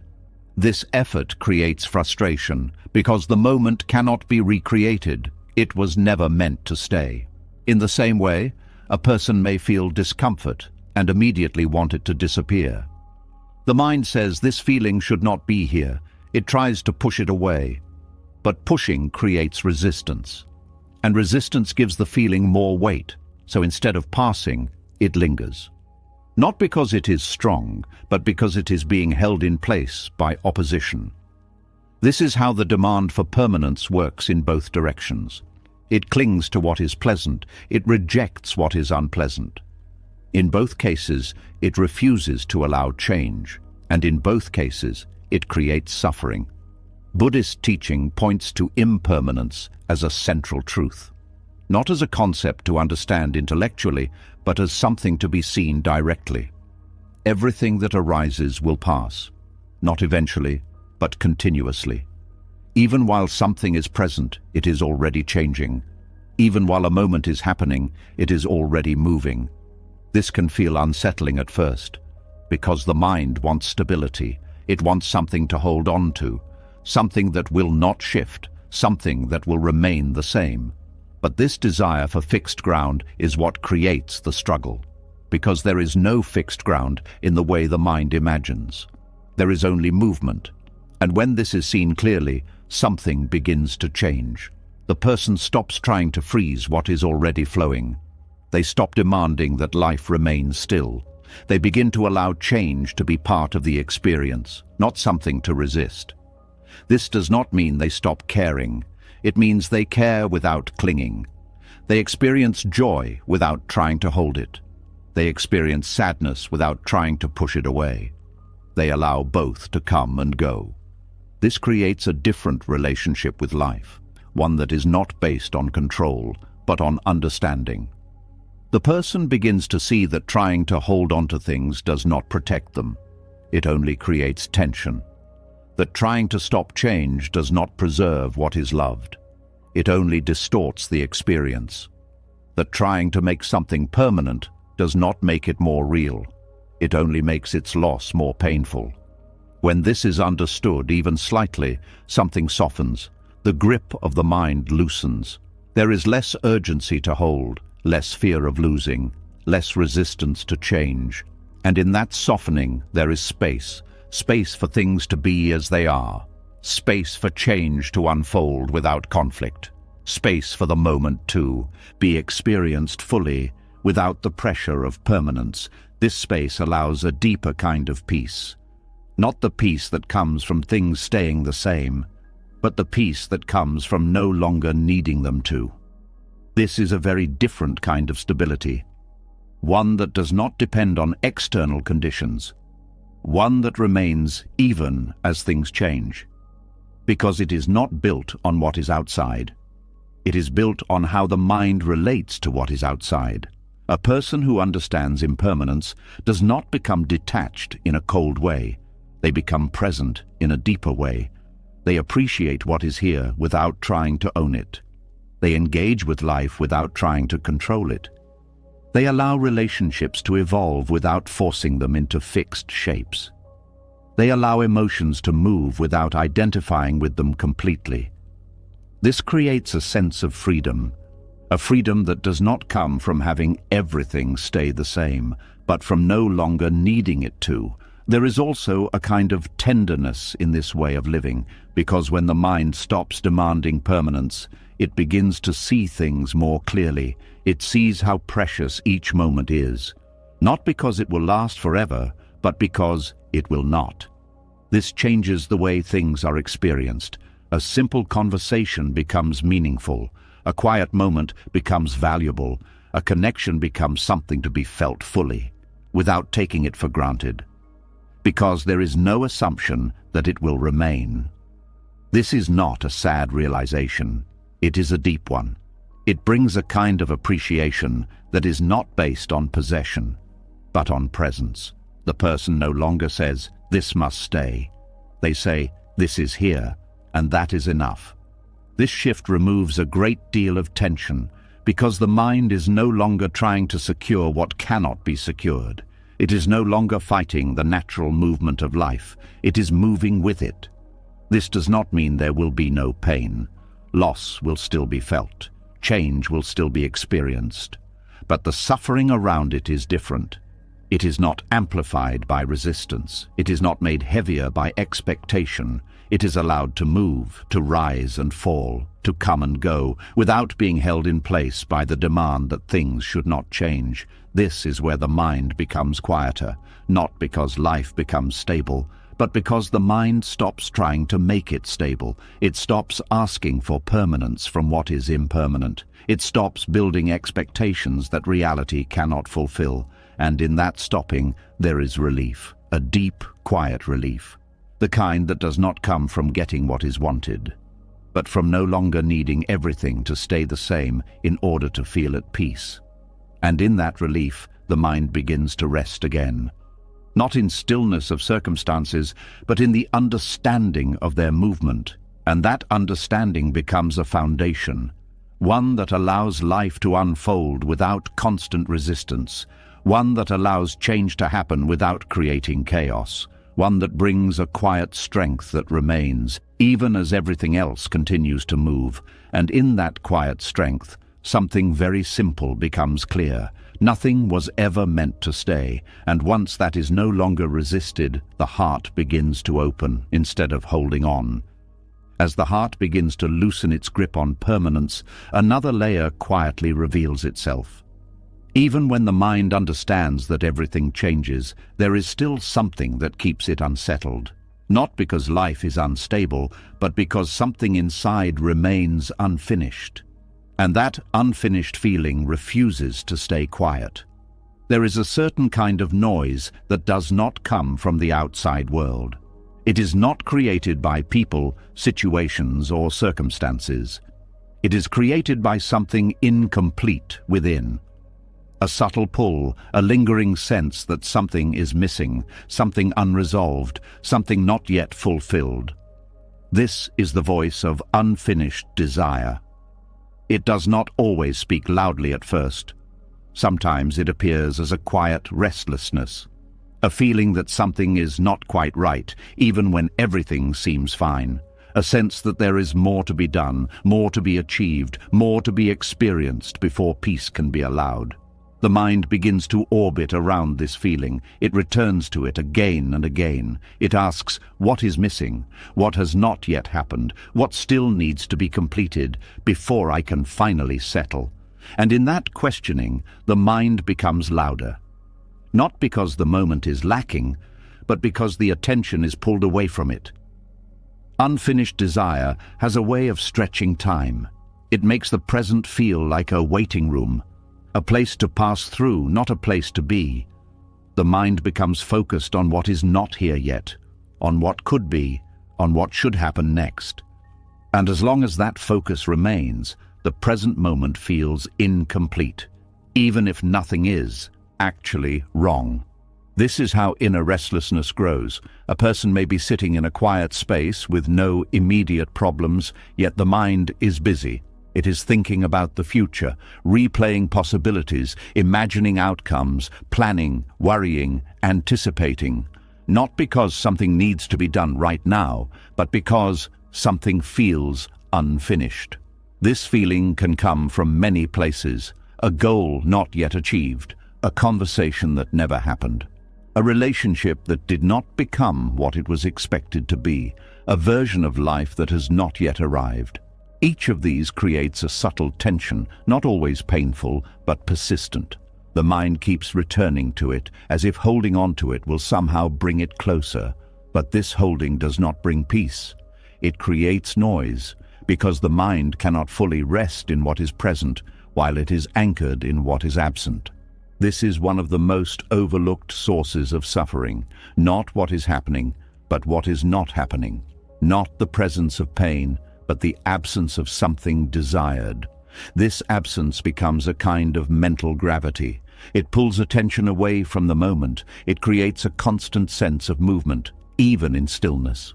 The person feels like they are never fully here, always reaching, always waiting, always leaning towards something that has not yet arrived. This leaning creates tension, because the present moment is not being allowed to stand on its own. It is always being compared to something else, something imagined, something hoped for, something unfinished. The mind becomes loud because it is trying to close this gap. It is trying to bring the desired outcome into the present, through thinking, through planning, through imagining. But the more it tries, the more it reinforces the sense that something is missing. And so the cycle continues. The mind does not rest because it believes rest is not yet deserved. It believes peace is something that comes after completion, after achievement, after resolution. But this belief keeps peace just out of reach, because there is always something else that remains unfinished. Even when one desire is fulfilled, another appears. The mind moves from one object of longing to the next, and the sense of incompleteness never fully disappears. This is why the mind can feel busy even in moments of success. Even when things are going well, there is still a background noise, a subtle push toward what comes next, a quiet voice that says, "This is not enough. This needs to continue. This must not end. This must become more." This voice is not satisfied because it is not looking for completion. It is sustained by movement. It thrives on reaching. And as long as it is followed, the mind remains in motion, never fully arriving, never fully settling. Buddhist teaching gently points to this pattern. It shows that desire itself is not the issue. Desire arises naturally. It is part of being human. But when desire becomes something that must be fulfilled before peace can exist, it creates suffering, because peace becomes conditional. It depends on something outside the present moment, something uncertain, something that may or may not happen. and until it does, the mind remains unsettled. The deeper insight is not to remove desire, but to change the relationship with it, to see it clearly, to recognize when it is pulling attention away from what is here, to notice how it creates a sense of lack, and to understand that this sense of lack is not coming from the moment itself, it is coming from the comparison. The moment is being measured against something else, and in that measurement, it is found lacking. But what if the moment is not lacking? What if it is complete as it is? This question begins to shift the experience, not by denying desire, but by loosening its grip. The mind begins to see that it does not have to follow every longing. It does not have to chase every incomplete feeling. It can allow desire to arise without being controlled by it. This creates space between the desire and the response. In that space, something becomes possible. The moment can be experienced directly, without being filtered through what is missing, without being overshadowed by what is not yet here. This is where quiet begins to return, not because desire disappears, but because it is no longer dominating attention. The person begins to rest in what is present, even while desire exists. This is a subtle but powerful shift. It means that peace is no longer postponed. It is no longer something that waits for completion. It becomes something that is available now, in this moment, as it is. This does not mean that goals are abandoned. It means they are held lightly. They are pursued without creating inattention. They are worked toward without rejecting the present. The person can move forward without leaving the moment behind. This creates a different kind of energy, not driven by lack, not fueled by restlessness, but grounded in presence. This presence brings clarity. The mind becomes less reactive, less scattered, less pulled in different directions. It becomes more focused, more stable, more at ease, because it is no longer chasing something that is not here. It is fully engaged with what is. This engagement changes the quality of experience. Even simple moments feel different, more complete, more alive, because they are not being interrupted by constant longing. They are allowed to unfold fully, without being compared, without being judged as insufficient. This does not eliminate all discomfort. There may still be moments of wanting, moments of reaching, moments of restlessness. But these moments are seen. They are not followed blindly. They are not turned into identity. They are simply part of the experience. And because they are seen clearly, they do not take over. They pass, like everything else. This passing is important. It reminds the mind that nothing is fixed, not even desire, not even longing. They arise, they stay for a while, and they dissolve. When this is understood, the urgency around them begins to fade. The mind no longer treats them as commands. It no longer believes that they must be fulfilled immediately. It begins to trust the present more, to see that what is here is enough, not in a forced way, but in a natural way. This trust brings a sense of ease, a quiet confidence, a feeling that there is nothing missing in this moment, even if there are things that have not yet happened. This is a different way of living, one that is not driven by unfinished desire, one that is not constantly reaching for something else, one that is able to rest, right here, right now. This rest is not empty, it is full of awareness, full of presence, full of life as it is. And in that fullness, something very simple becomes clear. The mind was not loud because something was wrong. It was loud because it was chasing what was not here. And when that chasing stops, even for a moment, the noise begins to fade. The mind becomes quiet again, not because everything is complete, but because it no longer needs everything to be complete in order to feel at peace. And in that quiet, there is a sense of wholeness, not built on achievement, not dependent on fulfillment, but arising from the simple act of being fully present with what already exists. And that presence becomes enough. As the mind begins to loosen its grip on unfinished desire, something softer begins to emerge. The noise fades, the urgency slows, and yet there is still a quiet discomfort that remains. Not because something is wrong, but because something has not reached a clear ending. The mind still waits for closure. There is a quiet belief that peace comes when everything is resolved. When questions are answered, when outcomes are certain, when stories are complete. The heart keeps looking for that moment when it can finally relax, when it can say, "Now it is finished, now I can rest." But life rarely offers that kind of ending. Most experiences do not close neatly.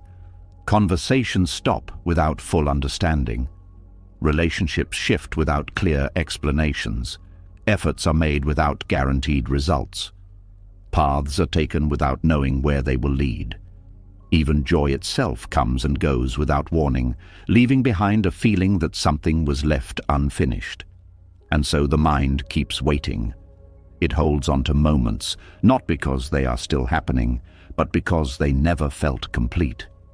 It replays them, not to change them, but to search for a sense of finality that was never given. This is where a subtle kind of suffering begins.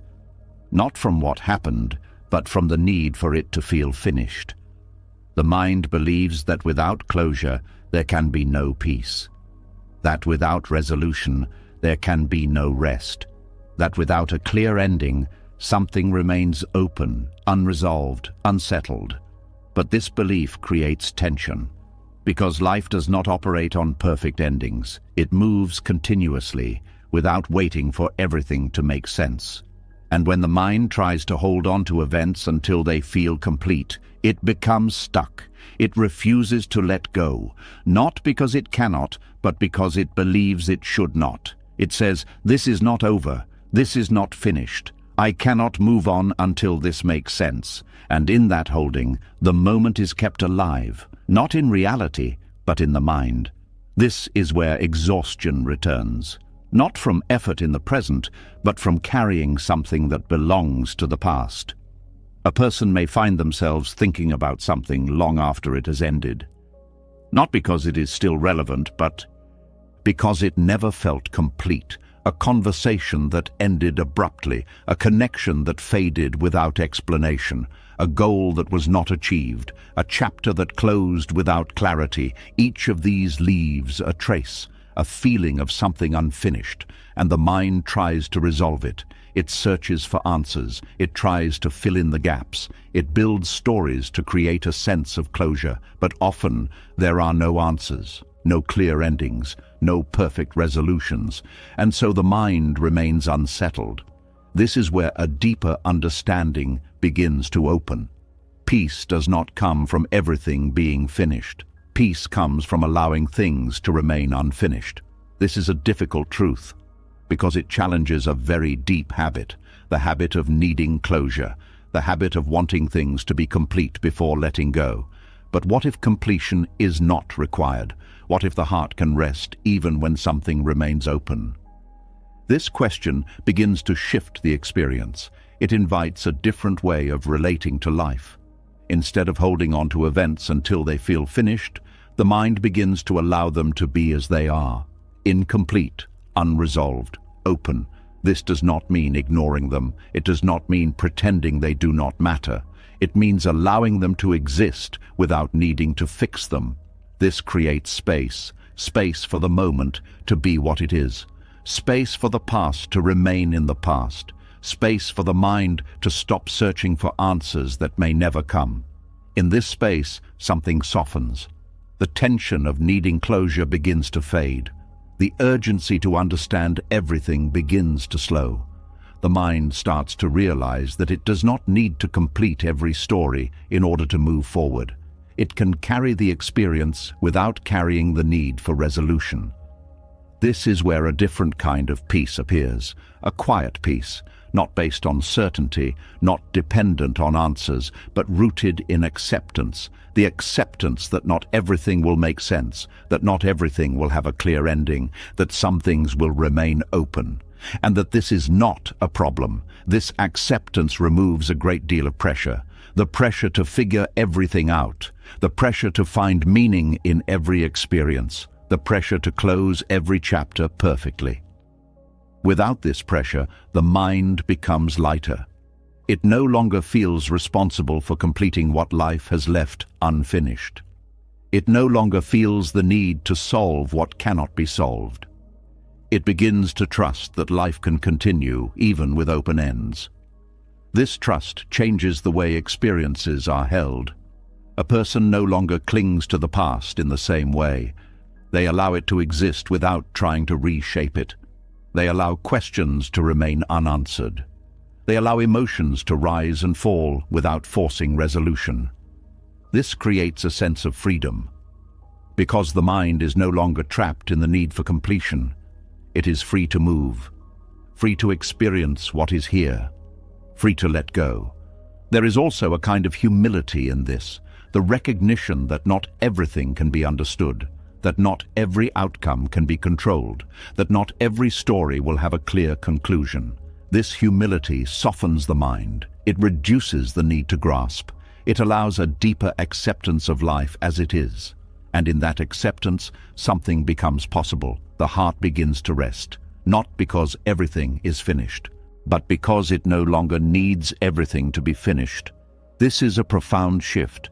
It means that peace is no longer delayed. It is no longer something that comes after resolution. It is something that can exist alongside uncertainty, alongside incompleteness, alongside the unknown. This changes the way life is experienced. Moments are no longer evaluated based on whether they lead to clear outcomes. They are experienced for what they are, without the pressure to become something more. This creates a sense of presence, a deeper engagement with the moment, because the mind is not waiting for it to be complete. It is simply here. This presence brings a kind of fullness, even in the absence of resolution. Because the moment is not being measured against an expectation, it is allowed to stand on its own. This is where quiet deepens, not because everything is clear, but because the need for clarity has softened. The mind is no longer chasing answers. It is no longer trying to close every loop. It is no longer holding on to what feels unfinished. It is allowing life to move as it does, allowing experiences to remain open, allowing the unknown to exist without fear. This does not remove all discomfort. There may still be moments of wondering, moments of wanting to understand, moments of wishing for closure, but these moments are seen. They are not followed blindly. They are allowed to pass, and in that passing, the mind remains steady. This steadiness is not rigid, it is flexible. It can hold uncertainty without collapsing. It can remain calm without needing resolution. It can stay present without needing everything to be complete. This is a different kind of strength, one that does not depend on certainty, one that does not require everything to be figured out, one that allows life to unfold without constant interference. This strength brings a quiet confidence, the confidence that the heart can handle what remains open, that it does not need to close every chapter in order to move forward, that it can carry unfinished moments without being weighed down by them. This confidence changes the way the future is approached. There is less fear of uncertainty, less need to control outcomes, less pressure to ensure that everything ends perfectly, because the mind has learned something important, that peace is not found in completion.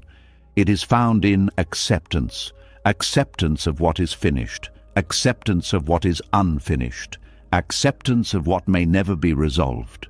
This acceptance allows life to flow, without resistance, without the need to control, without the constant search for closure. And in that flow, something very simple becomes clear. Life does not need to be complete for the heart to be still. The moment does not need to be resolved for the mind to rest. Peace is not waiting at the end of everything.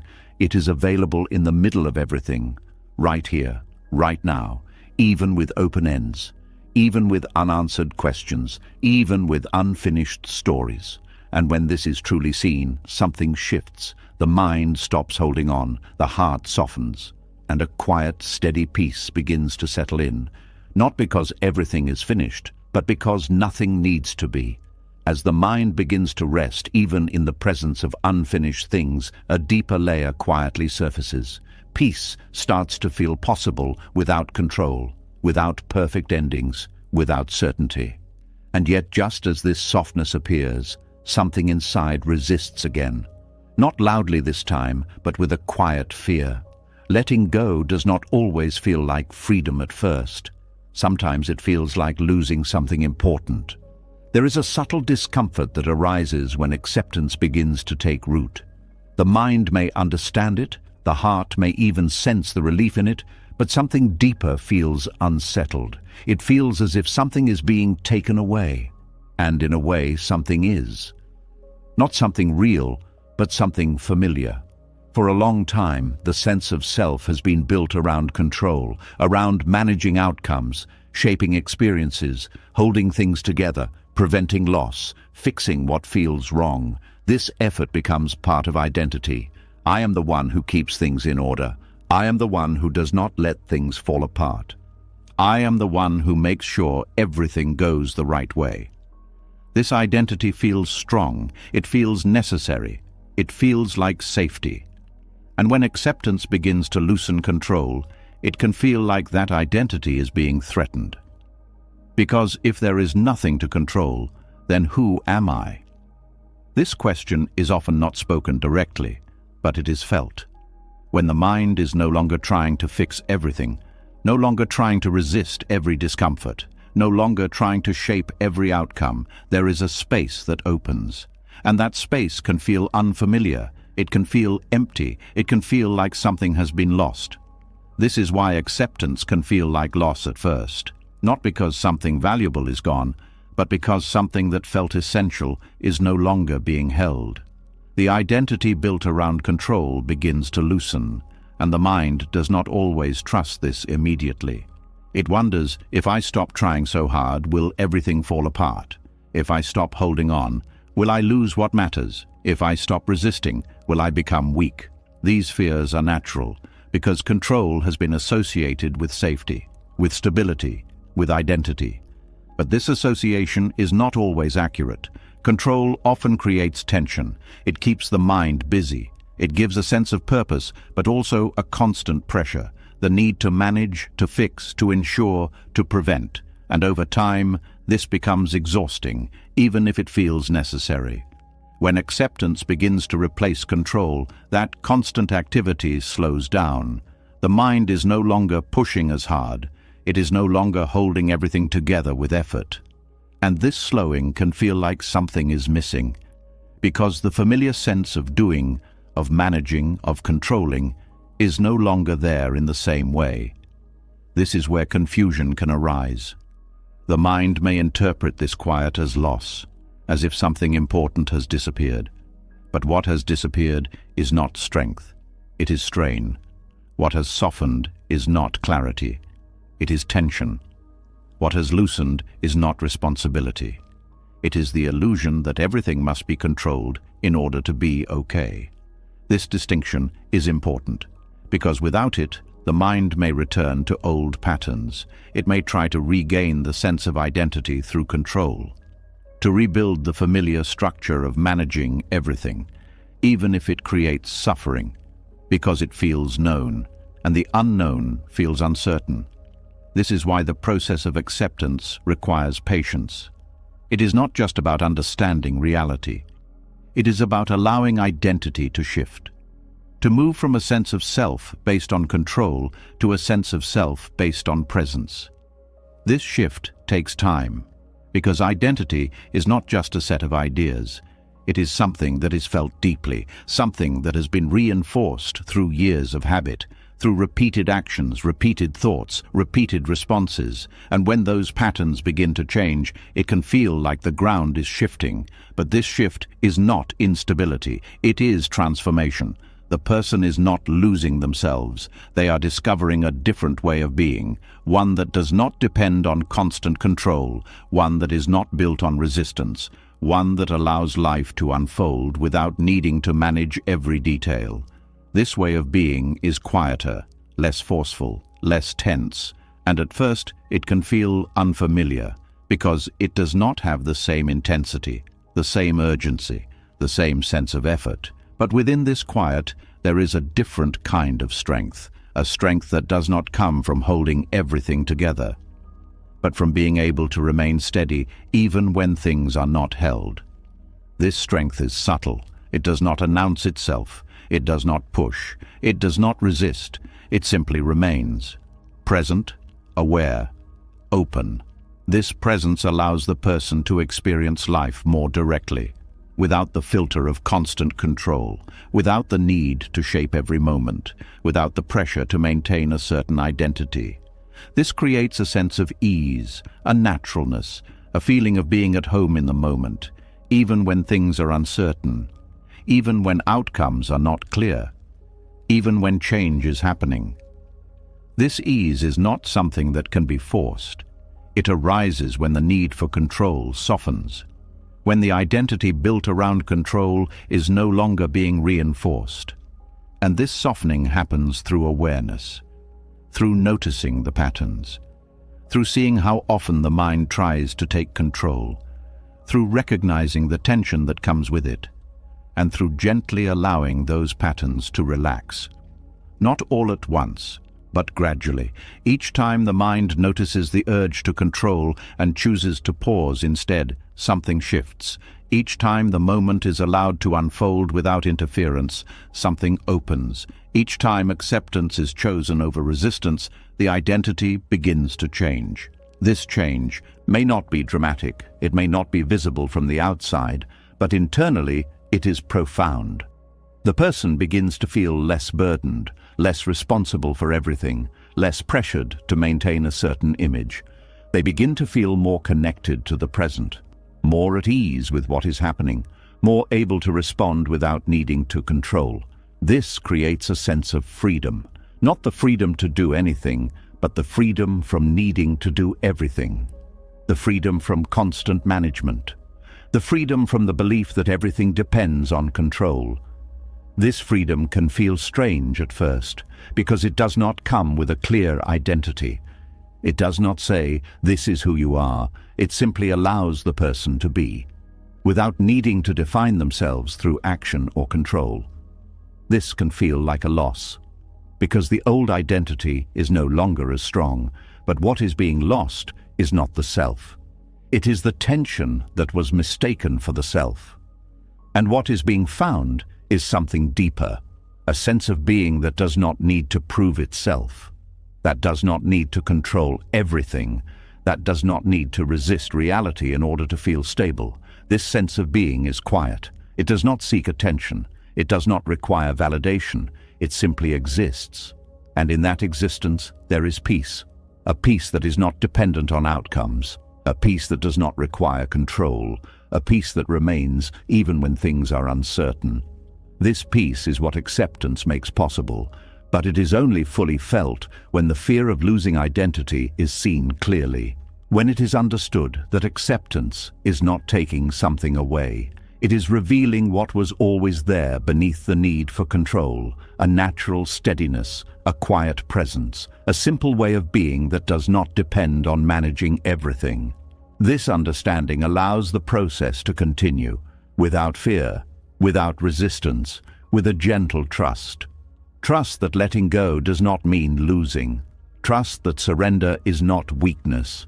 Trust that what is being released is not essential, and that what remains is more than enough. As this trust deepens, the feeling of loss begins to fade, and in its place something else appears, a sense of relief, a sense of lightness, a sense of no longer having to carry the weight of control. This is where acceptance becomes natural, not something to practice, but something that happens on its own. Because the need to resist has softened, the need to control has loosened, the identity built around effort has shifted, and what remains is simple. A mind that is present, a heart that is open, a life that is allowed to unfold, without constant interference, without the need to shape everything, without the pressure to maintain a certain form. And in that allowing, the mind becomes quiet again, not because it has lost something, but because it has finally stopped holding on. And in that release, there is a deep and lasting peace, one that does not feel like loss, but like coming home. As the weight of control begins to fall away and the sense of identity softens, another hidden movement of the mind starts to become visible.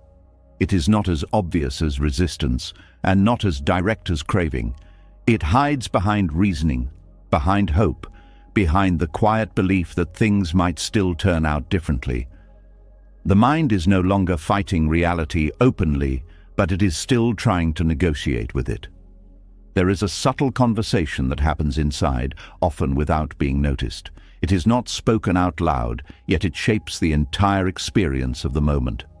It sounds like a quiet bargaining, a soft attempt to rearrange what is already happening. If this improves, then I will be okay. If this pain goes away soon, I can handle it. If they change, then everything will make sense again. If I do this differently, maybe the outcome will reverse. This is the trap of emotional negotiation. It is not as aggressive as resistance, but it carries the same tension. It is not as restless as craving, but it keeps the mind unsettled. It appears as a middle ground, something that feels reasonable, something that feels like coping.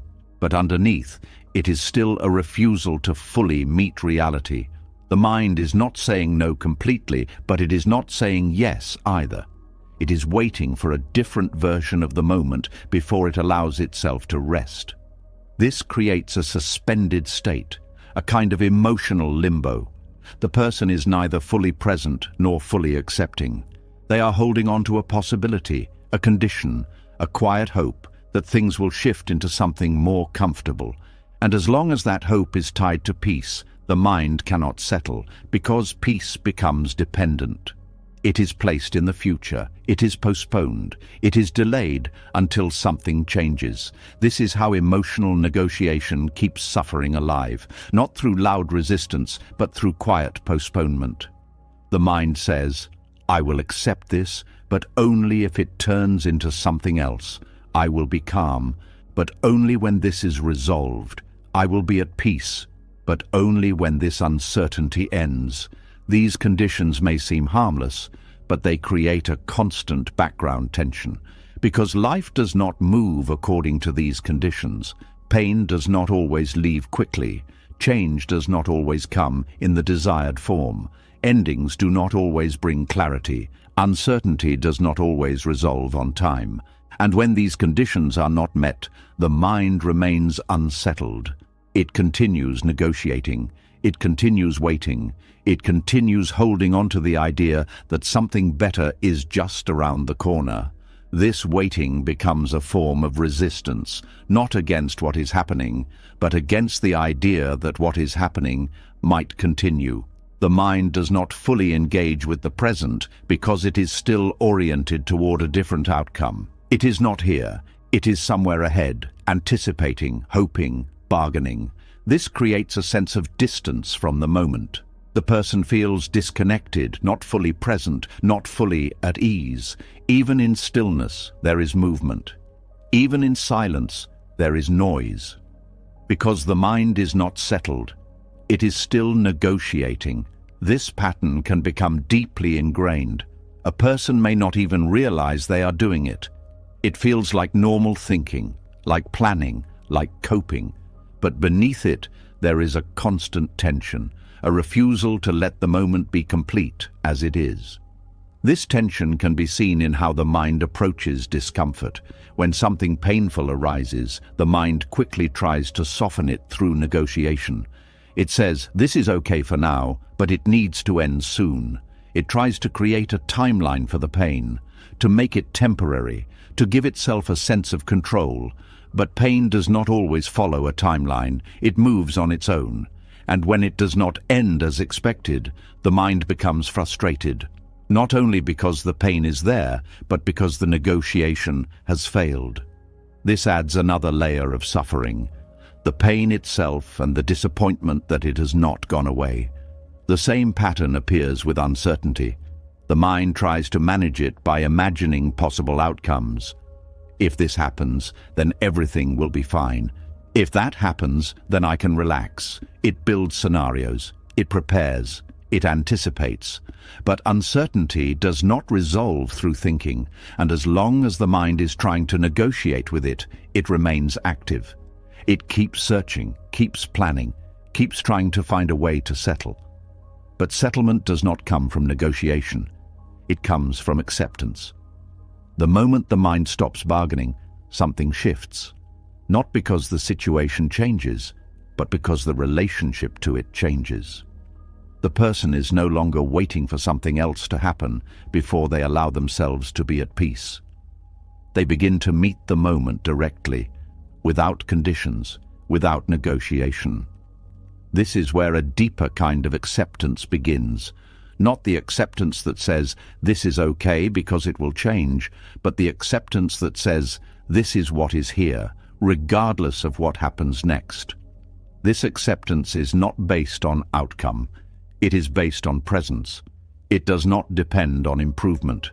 It does not require resolution. It simply allows the moment to be experienced fully.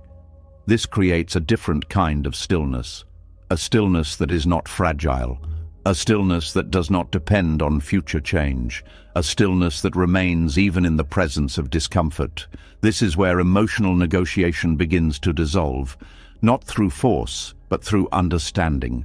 The person begins to see how the mind has been trying to control the experience, indirectly, not by resisting, but by bargaining. And in that seeing, the pattern weakens. The mind no longer needs to create conditions for peace. It no longer needs to wait for something to change. It begins to trust the present, to see that peace is not something that arrives later. It is something that is available now, even in the middle of uncertainty, even in the presence of pain, even when things are not resolved. This trust changes everything because it removes the need for constant negotiation. The mind is no longer trying to shape reality through conditions. It is simply allowing reality to be as it is. This allowing creates space. Space for the experience to unfold, space for the body to relax, space for the mind to settle. There is no longer a need to hold on to possibilities, no longer a need to anticipate outcomes, no longer a need to create mental agreements with the future. There is only this moment, as it is. This moment becomes enough, not because it is perfect, but because it is not being resisted or negotiated. It is being lived. This is a different way of being, one that does not depend on control, one that does not rely on prediction, one that does not postpone peace. It allows the person to move through life with a sense of ease, not because everything is easy, but because the mind is not adding extra layers. It is not creating additional tension. It is not holding on to conditions. It is simply present. This presence brings clarity. The person can respond more naturally, without the distortion of expectation, without the pressure of outcome, without the need to negotiate. This creates a sense of freedom, a freedom from the constant need to manage experience, a freedom from the belief that peace must be earned through resolution, a freedom from the habit of waiting. This freedom is quiet. It does not draw attention to itself. It appears as a softening, a loosening, a gentle shift in how the moment is held. The person feels more grounded, more stable, more at ease, because they are no longer dividing their attention between what is and what should be. They are fully here. This does not mean that thoughts about the future disappear. It means they are no longer charged. They are no longer tied to emotional conditions. They are simply thoughts. They come and go without creating tension. This is where the mind begins to rest, not because everything is resolved, but because it is no longer trying to resolve everything. It is no longer negotiating with reality. It is allowing it. And in that allowing, something very simple becomes clear. The moment does not need to be different in order to be enough. It does not need to change in order to be accepted. It does not need to meet conditions in order to bring peace. It is already here, already complete, already enough. And when this is truly seen, the habit of negotiation begins to fall away. The mind becomes quiet, not because it has secured a better future, but because it has stopped waiting for one, and in that quiet there is a deep and steady peace, one that does not depend on outcomes, one that does not rely on conditions, one that remains even as life continues to change. And in that peace, the mind finally rests. As the mind begins to release its habit of negotiating with reality, a quieter layer starts to reveal itself. The struggle is no longer about changing the future or rewriting the past. It becomes something more immediate, more subtle, and often more constant. A quiet habit of judging what is happening right now, and without noticing it, the heart begins to carry a silent weight. There is a simple movement that happens inside the mind almost automatically. Something occurs, a feeling arises, a situation unfolds, and before the moment can fully be experienced, a label is placed on it. This is wrong. It happens so quickly that it feels natural. It feels like clarity, like understanding, like knowing what is good and what is not. But beneath this habit, something deeper is taking place. The moment is not just being seen, it is being resisted. Naming something as wrong is not always about truth. It is often about discomfort. It is the mind's way of pushing away what it does not want to feel. It creates a boundary between what is acceptable and what is not, between what should exist and what should not. And once that boundary is created, a conflict begins. Not outside, but inside. A person wakes up feeling tired, and the mind says, "This is wrong. I should feel better." A plan changes, and the thought appears, "This is wrong. Things should go as expected."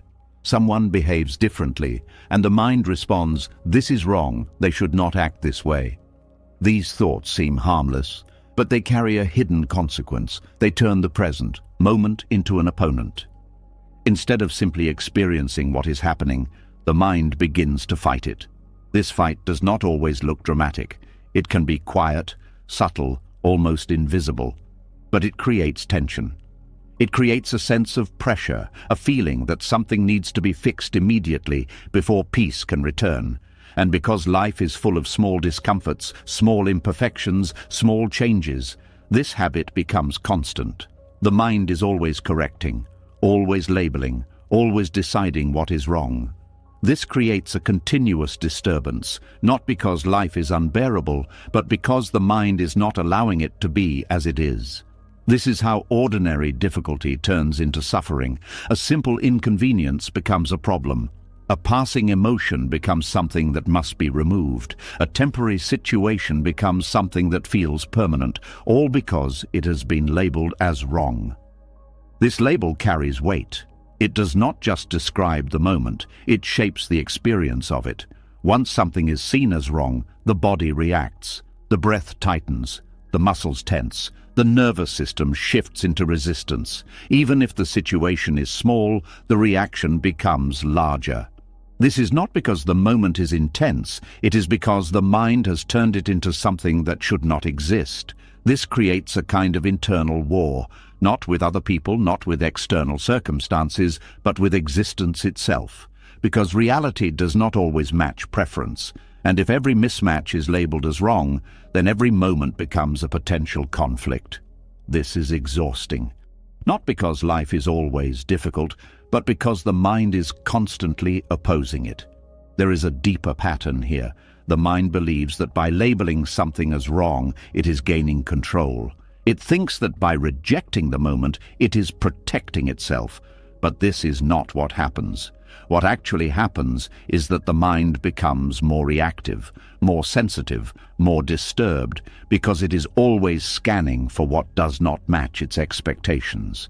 And since life rarely matches perfectly, the disturbance continues.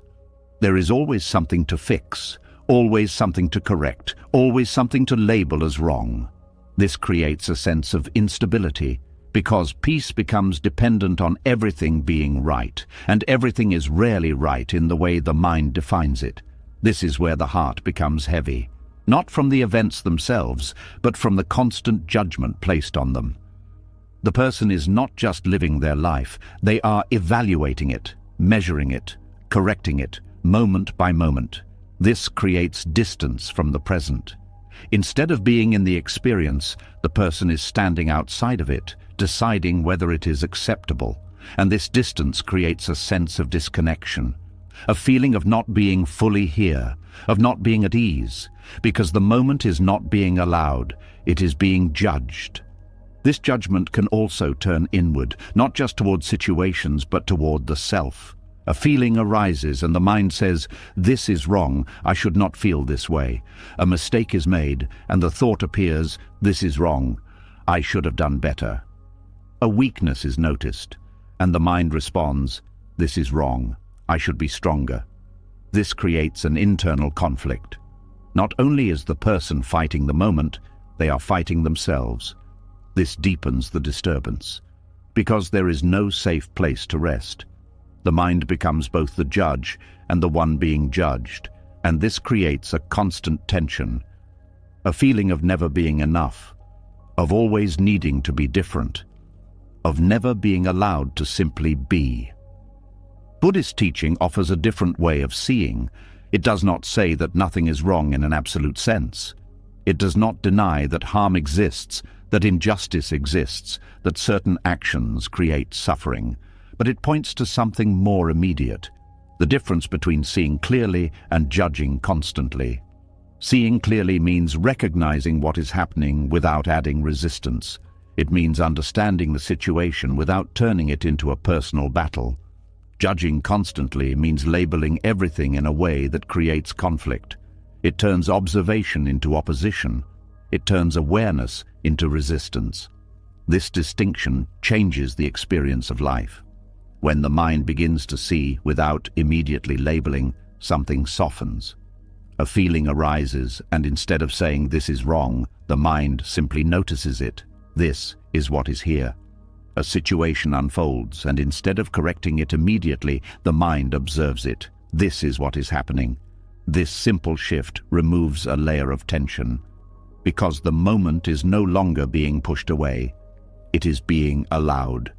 This allowing does not mean agreement. It does not mean passivity. It means clarity. The person sees what is happening without distortion, without adding unnecessary resistance. This creates space. Space for the experience to unfold. Space for the body to relax. Space for the mind to remain steady. In this space, something changes. The moment becomes less heavy, not because it has changed, but because it is no longer being opposed. This is where quiet begins to return, not because everything is perfect, but because the mind is no longer turning every imperfection into a problem.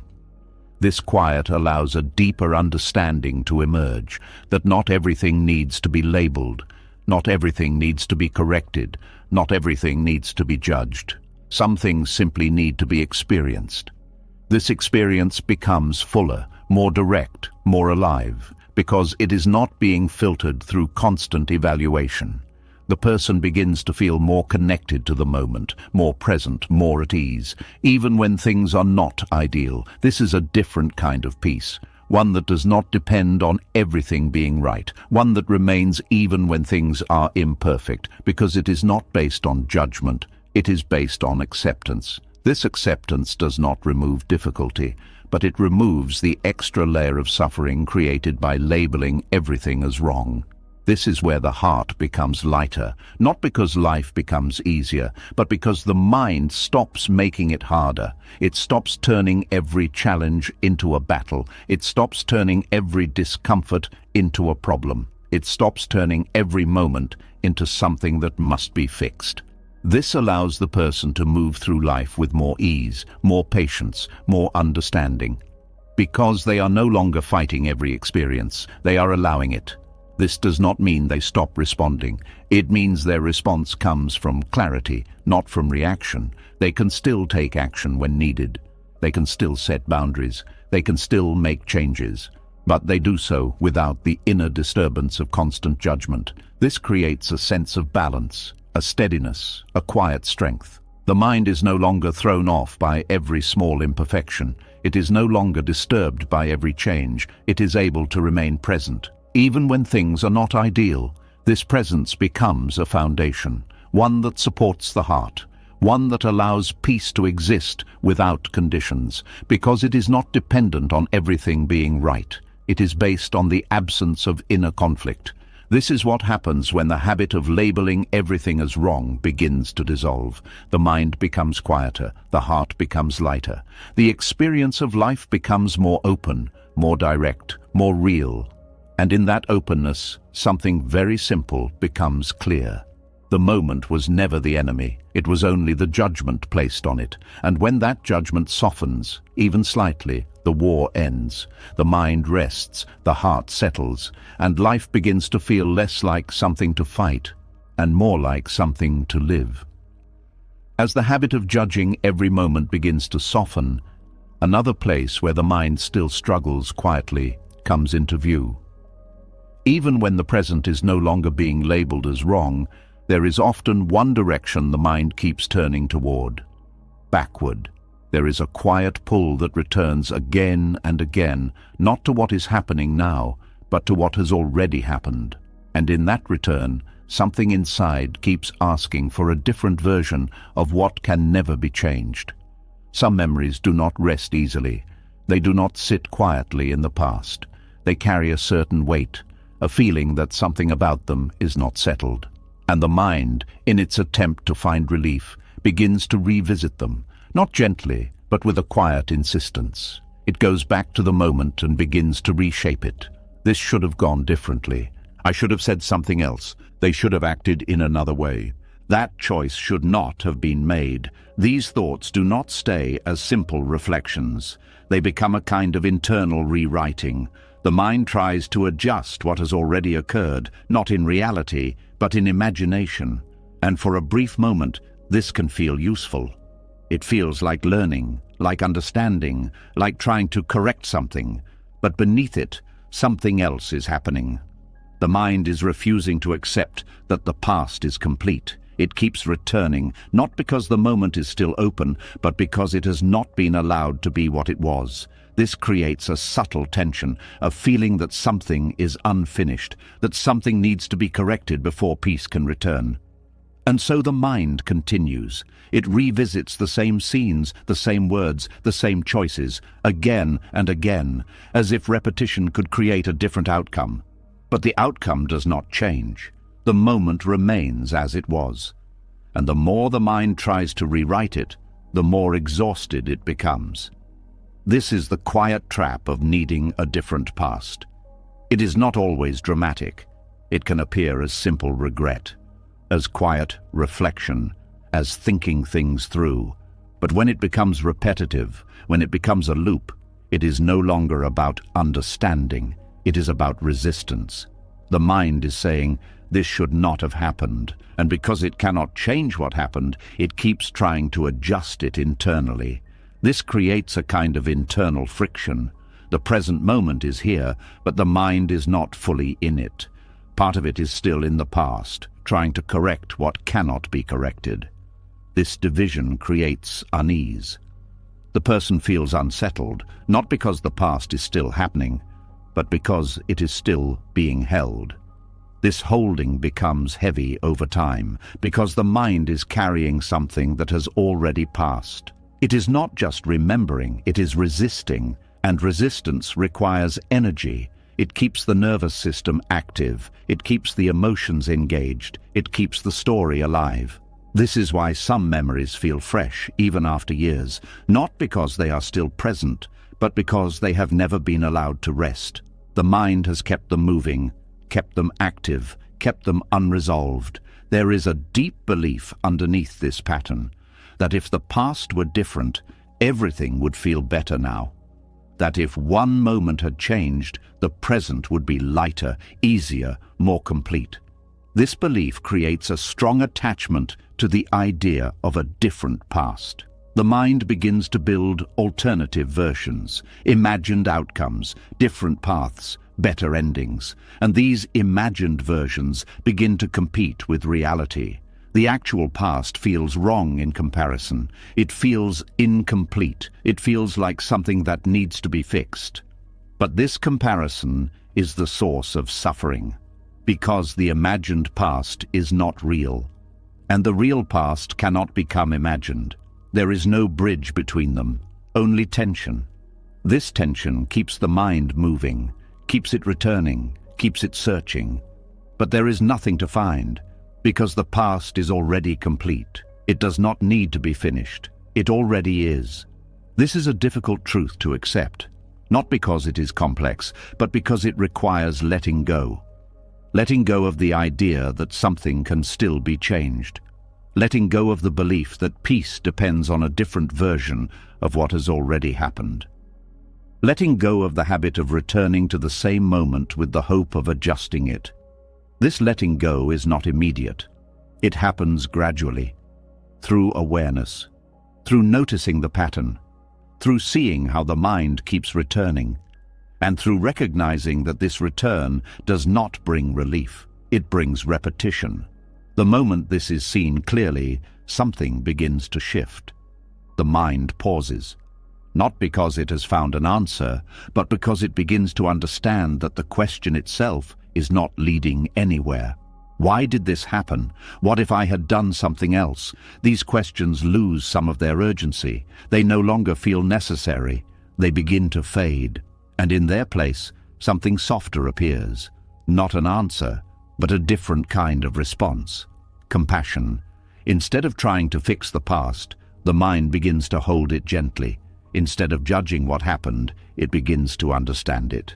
Not to justify it, but to see it clearly. The person begins to recognize that they acted with the awareness they had at the time, that others behaved according to their own conditions, that life unfolded in a way that could not have been fully controlled. This recognition does not remove the memory, but it changes the relationship to it.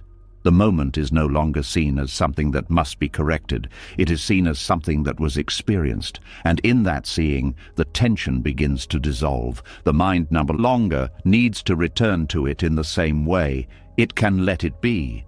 This does not mean forgetting. It means releasing. Releasing the need to change what cannot be changed. Releasing the habit of replaying. Releasing the belief that peace depends on a different past. This release creates space. Space for the present moment. Space for the mind to rest. Space for the heart to soften.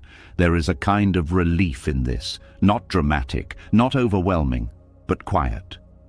A sense that something heavy has been set down. That the constant effort to adjust the past is no longer necessary. This relief allows the person to be more present, more available, more at ease, because they are no longer divided between what is and what was. They are here, fully. This presence changes everything. The person begins to experience life more directly, without the filter of past resistance, without the weight of unfinished stories, without the need to correct. This creates a different kind of freedom. Not the freedom to change what has happened, but the freedom from needing to. This freedom is subtle, but it is powerful. It allows the mind to move forward, not by leaving the past behind, but by no longer carrying it in the same way. The past becomes something that is included, not something that is held. It is part of the story, but not something that needs to be rewritten. This inclusion brings a sense of wholeness. The person does not need to reject parts of their experience. They do not need to hide from what happened. They can hold it all, with understanding, with compassion, with acceptance. This creates a deeper sense of peace, one that is not based on perfection, but on completeness. Not completeness of events, but completeness of acceptance. The moment is no longer divided into what should have been and what was. It is simply what was, and that is enough. This does not remove all emotion. There may still be sadness. There may still be regret. There may still be moments of remembering, but these emotions are no longer amplified by resistance. They are allowed to pass, to move, to settle, without being held in place by the need to change them. This allows healing to happen, not as a forced process, but as a natural unfolding. The mind becomes less reactive, less attached, less burdened. The heart becomes softer, more open, more at ease. Because it is no longer fighting the past, it is no longer trying to rewrite it, it is allowing it. And in that allowing, something very simple becomes clear. The past does not need to be different for the present to be peaceful. The moment does not need to be corrected for the mind to rest. Everything that has happened has already found its place. And once that is seen, even for a moment, the need to return begins to fade. The mind grows quiet. Not because it has solved the past, but because it has stopped trying to. And in that quiet, there is a deep and steady freedom, one that does not depend on what could have been, but rests fully in what is.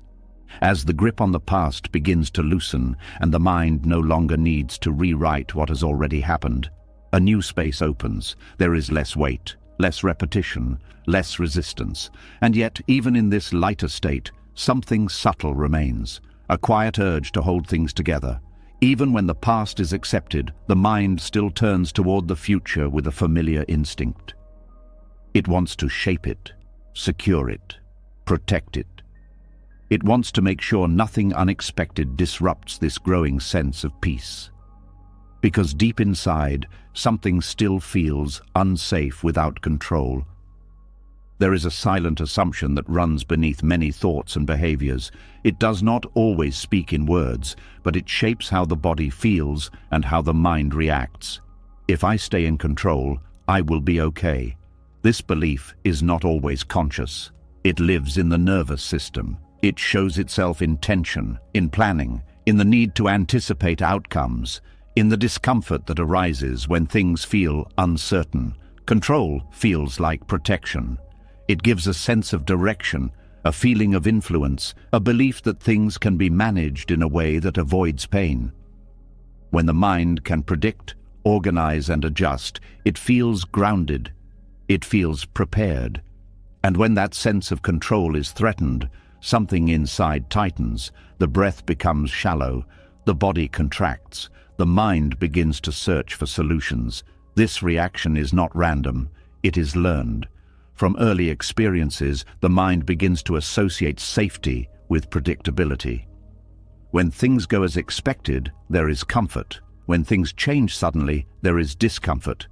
Over time, the nervous system builds a connection. Control equals safety. Uncertainty equals danger. This connection becomes deeply rooted. It shapes how a person moves through life. They begin to organize their world in ways that feel stable. They plan, they prepare, they manage. They try to reduce unpredictability as much as possible. This can be useful in many ways. It allows for structure. It helps in decision-making. It supports responsibility. But when control becomes the foundation of safety, it also creates tension. Because life is not fully controllable. No matter how carefully things are planned, there will always be elements that are unpredictable. People will act in ways that cannot be fully anticipated. Situations will change, outcomes will shift, and when these changes occur, the sense of safety is disrupted. Not because something harmful has happened, but because control has been challenged. This creates a feeling of instability. The mind begins to react. It tries to regain control, to fix, to adjust, to bring things back into a predictable pattern, and when it cannot, it becomes restless. This restlessness is not just mental, it is physical. The body feels it, the muscles tighten, the heart rate changes, the breath becomes uneven. This is the nervous system responding to perceived uncertainty. It is trying to protect, but it is protecting in a way that creates more tension, because it is based on the idea that safety depends on control.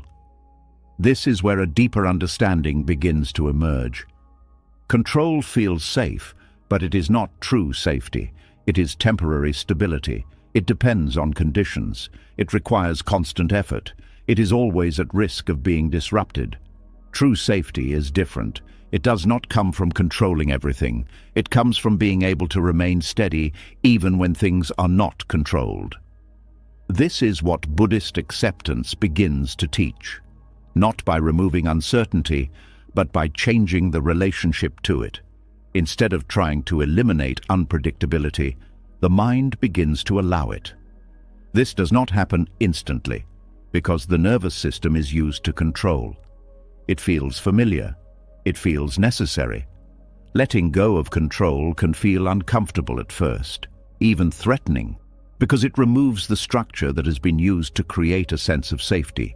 This is where patience is needed, not forcing the mind to trust, but gently showing it that trust is possible, through small moments, small experiences of letting things be. A situation unfolds without intervention and nothing falls apart.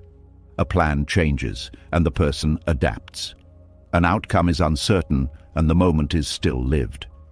These small experiences begin to shift the nervous system. It starts to learn that safety is not only found in control, it can also be found in presence, in the ability to meet what is happening without needing to shape it immediately. This is a different kind of strength. Not the strength of control, but the strength of openness. The strength to remain with uncertainty without collapsing. The strength to allow change without reacting instantly. The strength to trust the moment even when it is not predictable. This trust is not blind. It is not based on the belief that everything will go well. It is based on the understanding that whatever happens can be met, that the person is capable of responding, that they do not need to control everything in advance in order to be okay. This understanding brings a sense of calm, a quiet confidence. The mind no longer feels the need to manage every detail. It begins to relax, the body follows, the tension softens, the breath deepens, the nervous system settles. This settling does not come from certainty, it comes from acceptance, from allowing life to move as it does, without constant interference. This does not mean that planning disappears, or that responsibility is ignored. It means that these actions are no longer driven by fear. They are guided by clarity. The person can still prepare, but without tension. They can still act, but without needing to control the outcome. They can still care, but without attachment to a specific result. This creates a balanced way of living, one that includes action, but is not dependent on it. One that includes structure, but is not rigid. One that allows flexibility. This flexibility is important because it allows the person to adapt, to respond to change without resistance, to move with life instead of against it. This movement reduces stress because the mind is no longer trying to hold everything in place. It is allowing things to shift. This does not remove all discomfort. There will still be moments of uncertainty, moments where the future is unclear, moments where control feels tempting. But these moments are seen differently. They are not immediately labeled as dangerous. They are not automatically resisted. They are experienced. And in that experience, the mind begins to trust, not the situation but itself, its ability to remain present, its ability to respond, its ability to be with what is. This self-trust becomes the new foundation of safety, not control, not prediction, but presence. This presence is stable, because it does not depend on conditions. It is always available, in every moment, regardless of what is happening. This changes the way the person experiences life. There is less fear of change, less need to control, less tension around uncertainty. Because the mind is no longer relying on control for safety, it is resting in awareness, in the ability to be. This rest is quiet. It does not need to be maintained through effort. It arises naturally when control softens, when the need to manage everything fades, when the mind allows life to unfold.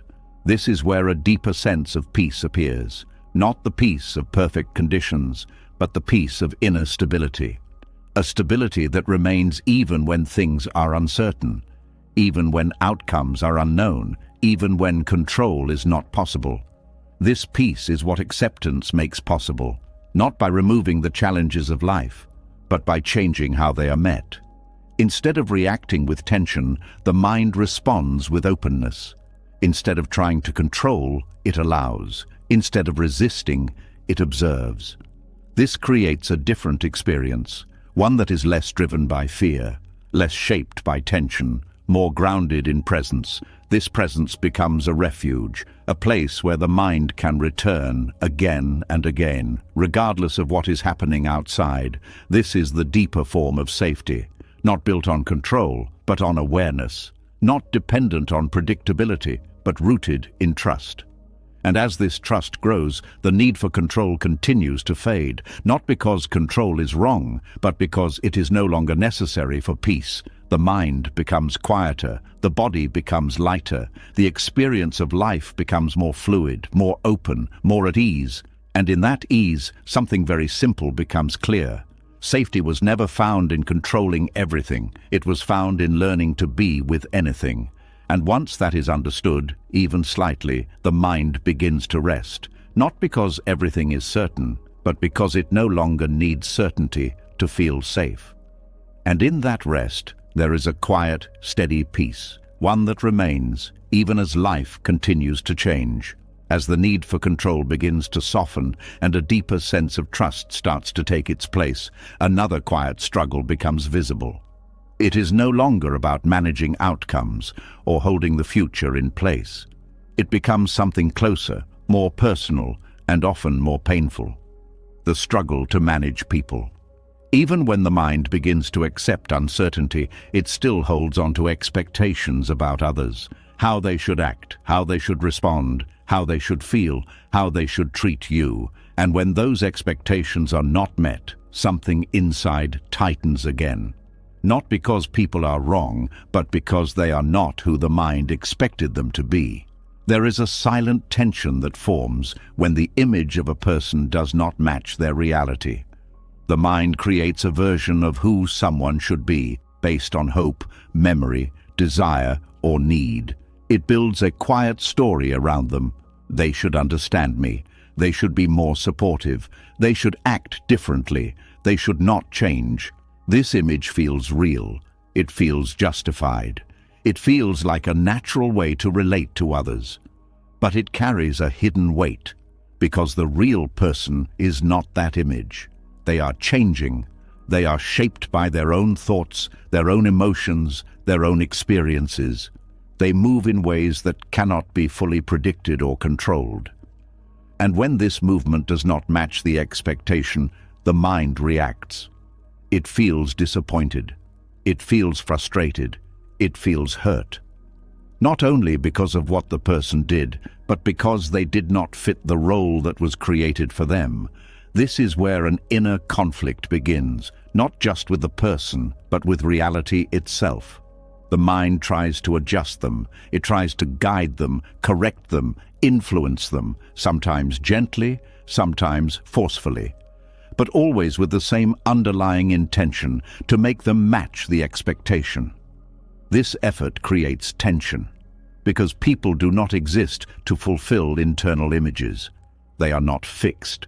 They are not designed to behave according to someone else's idea of who they should be. And when the mind tries to hold them in that shape, it creates resistance.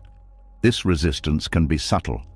It can appear as constant disappointment, as a quiet sense that something is always off, as a feeling that the relationship is not what it should be, or it can become more visible, as conflict, as arguments, as attempts to change the other person.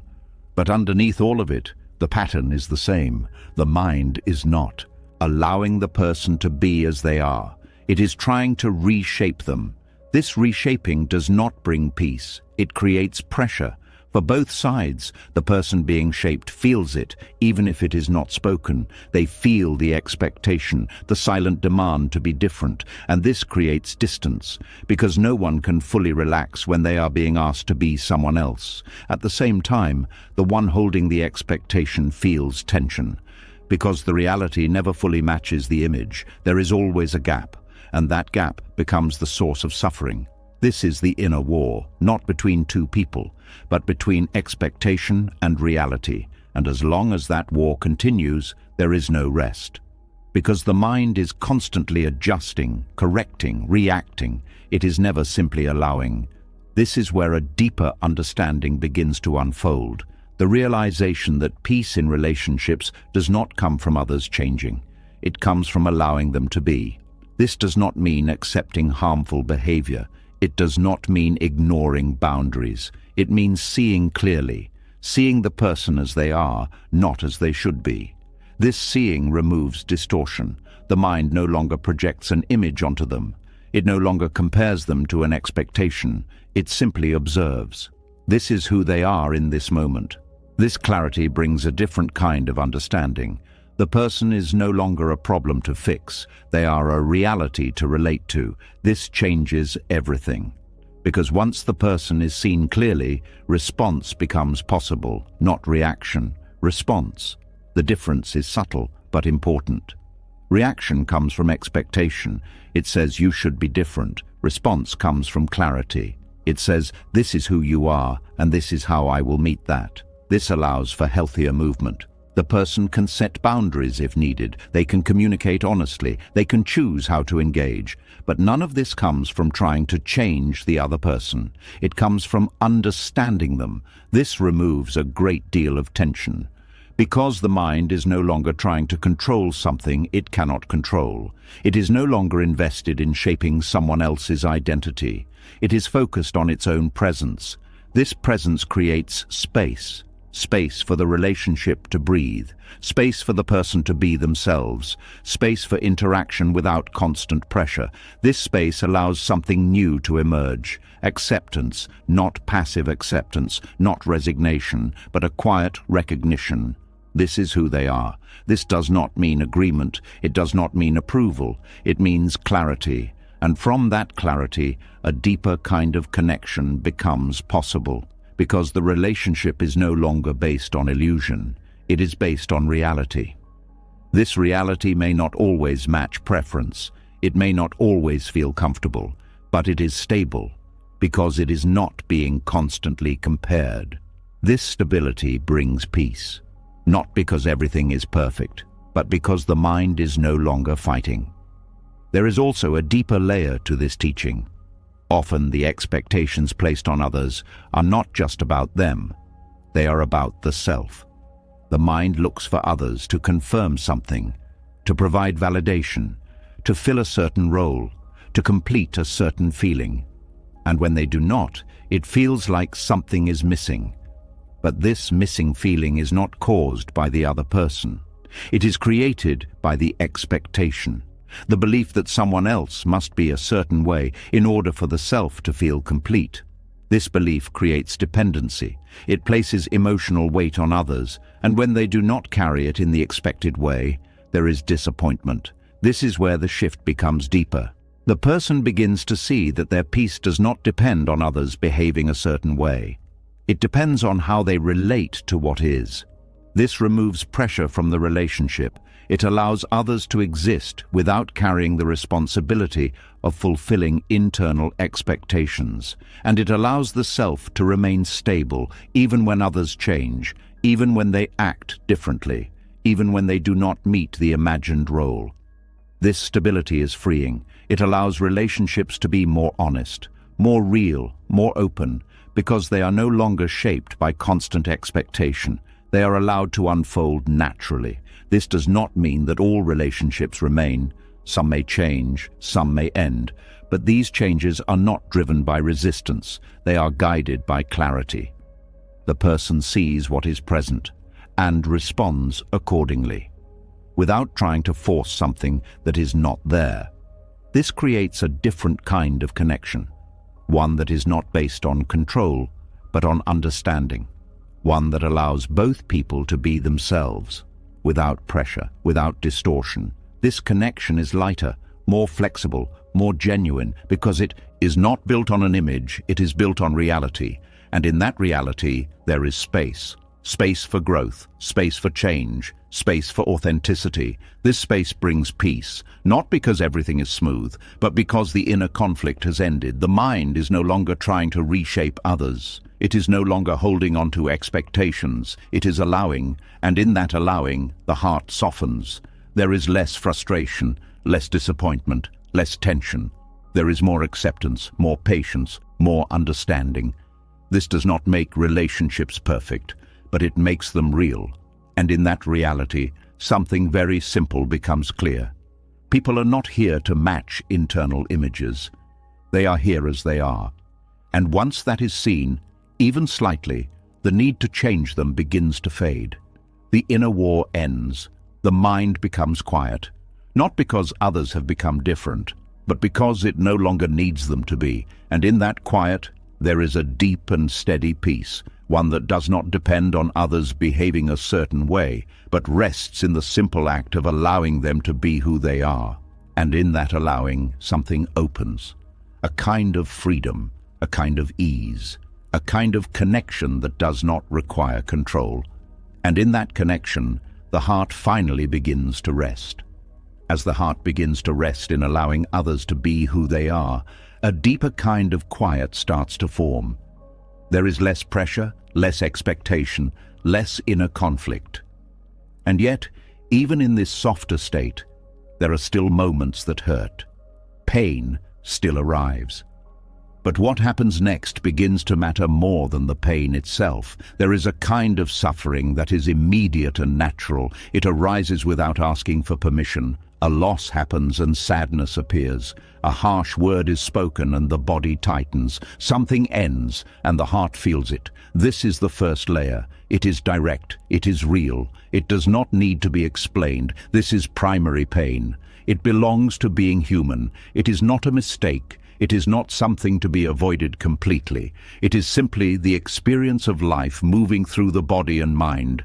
But almost immediately, something else begins. A second layer forms. The mind starts to react to the pain. It comments, it judges, it resists, it builds a story around what is happening. This should not be happening. This is unfair. Why is this happening to me? This always happens. I cannot handle this. These thoughts begin to wrap around the original pain. And what was once a simple experience becomes something heavier. This is secondary suffering. It is not created by the event itself. It is created by the mind's reaction to the event. The pain is one thing, the resistance to the pain is another. And it is this resistance that multiplies the suffering. A person may feel sadness, and that sadness moves naturally. But when the mind says, I should not feel this way, the sadness becomes a problem. It is no longer just a feeling. It becomes something that must be removed. And in trying to remove it, the mind creates tension. This tension adds another layer. The person is now not only feeling sadness, but also struggling against it. This struggle keeps the sadness in place. It prevents it from passing because it is being held. This is how suffering grows, not from the original experience, but from the way the mind relates to it. This can be seen in many situations. A person feels physical discomfort. The sensation itself may be manageable, but the mind reacts. This should not be happening. I need this to stop. What if it gets worse? These thoughts create anxiety, and the anxiety amplifies the discomfort. The body becomes more tense. The sensation feels stronger. The experience becomes more intense, not because the pain increased, but because the resistance added pressure. The same pattern appears with emotional pain. A feeling arises, and instead of allowing it, the mind begins to comment. It creates a narrative. It builds a story. It repeats the event. It adds meaning. It adds judgment. And all of this adds weight. The feeling is no longer simple. It is layered, complicated, heavy. This is what keeps suffering alive. Not the feeling itself, but the mental activity around it. The commentary, the resistance, the resentment. Each of these adds another layer. And over time, these layers become difficult to separate. The person no longer knows what is the original pain and what is the added suffering. It all feels the same, but they are not the same. One is natural, the other is created. This distinction is important because it shows where freedom is possible. Primary pain cannot always be avoided, but secondary suffering can be reduced. Not by removing pain, but by changing the relationship to it. This is where acceptance begins to play a crucial role. Acceptance does not remove pain. It removes the extra layer. It allows the experience to be felt without adding resistance. When the mind stops commenting, something shifts. The feeling is still there, but it is lighter. It is not being held in place by judgment. It is not being amplified by thought. It is simply being experienced. This allows it to move, to rise and fall, to pass naturally. This is the nature of all experiences. They are not fixed, they are not permanent, they move. But when the mind resists, it interrupts this movement. It keeps the experience in place. It holds it, and in holding it, it creates suffering. Acceptance releases this hold. It does not push the experience away. It does not try to change it. It simply allows it. This allowing creates space, space for the feeling to exist, space for it to move, space for it to pass. In this space, something becomes clear. The feeling is not the problem. The resistance is. When resistance drops even slightly, the experience changes. The body relaxes, the breath softens, the mind becomes quieter. The feeling becomes more manageable, not because it has changed, but because the extra weight is gone. This is a subtle but powerful shift. It changes how pain is experienced. Instead of being something that must be fought, it becomes something that can be felt. Instead of being a problem, it becomes a part of the moment. This does not mean that pain is welcomed. It means that it is not resisted. There is a difference. Welcoming may not feel natural, but allowing is possible. And in allowing, the experience becomes less intense. This is where compassion begins to arise, not as an idea, but as a natural response. The person begins to treat their own experience with care. Instead of pushing it away, they hold it gently. Instead of judging it, they understand it. This understanding softens the mind. It reduces the need to react. It reduces the need to fix. It creates a sense of ease, even in the presence of discomfort. This ease is not the absence of pain, it is the absence of resistance. This is what acceptance offers, not a life without difficulty, but a way of being with difficulty that does not create additional suffering. This changes everything, because it removes the fear of pain. The person no longer needs to avoid every uncomfortable experience. They know they can meet it without being overwhelmed, without adding extra layers, without turning it into something larger than it is. This creates a sense of confidence, a quiet trust. The trust that whatever arises can be experienced without resistance. This trust reduces anxiety, because the mind is no longer trying to control everything in advance. It is no longer trying to prevent pain. It is allowing life to unfold, and in that allowing, it remains steady. This steadiness is not rigid, it is flexible. It adapts, it moves, it responds without being disturbed. This is where true resilience begins, not from avoiding pain, but from not adding to it, from allowing it to pass through without interference. This resilience is quiet. It does not show itself loudly. It appears as calm, as presence, as the ability to remain grounded even when things are difficult. This grounding comes from acceptance, from the understanding that not every experience needs to be changed, that not every feeling needs to be removed, that not every moment needs to be corrected. Some things simply need to be felt, and in that feeling they move, they pass, they resolve themselves. This is the natural process, but it can only happen when the mind steps back, when it stops interfering, when it stops adding commentary, when it stops resisting. This is not always easy. The habit of reacting is strong. The mind is used to commenting, judging, resisting. But with awareness, this habit begins to weaken. Each time the mind notices its reaction and chooses to allow instead, something shifts. Each time resistance is seen and released, even slightly, the experience changes. Over time, this becomes more natural. The mind becomes less reactive, less attached to its commentary, more present, more at ease. This ease is not dependent on conditions. It is not something that comes and goes with circumstances. It is a way of relating to experience, one that does not create extra suffering. This is where the mind becomes quiet, not because there is no pain, but because there is no added resistance. The experience is simple, direct, uncomplicated. And in that simplicity, there is peace. A peace that does not come from changing the world, but from changing how the mind meets it. And in that meeting, something very clear becomes visible. Pain is part of life, but suffering does not have to be. And when this is understood, even for a moment, the mind begins to rest. Not because everything is perfect, but because it is no longer adding to what is already there. And in that rest, there is a deep and lasting calm, one that remains even in the presence of difficulty. Because it is not built on avoiding pain, it is built on not resisting it. And in that understanding, the heart becomes lighter, the mind becomes quieter, and life begins to feel less like something to endure, and more like something to experience.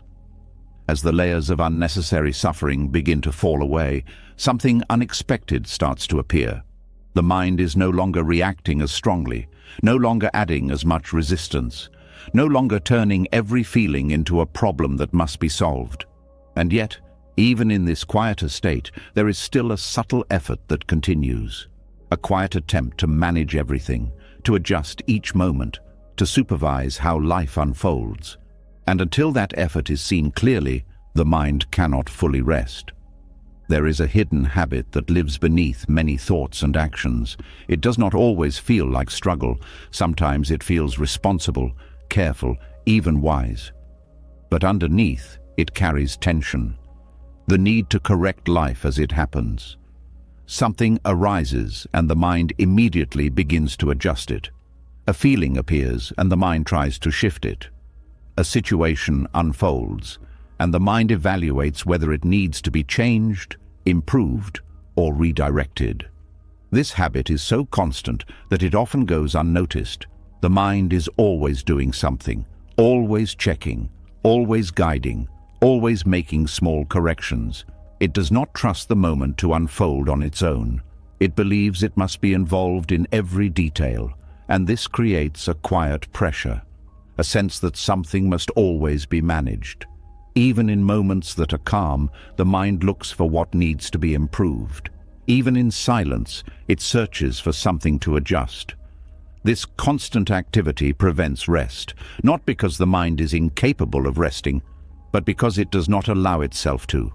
It believes that rest will lead to disorder, that if it stops correcting, something will go wrong. This belief keeps it active, keeps it engaged, keeps it alert.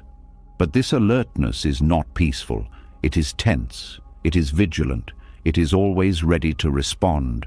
And over time, this readiness becomes exhaustion.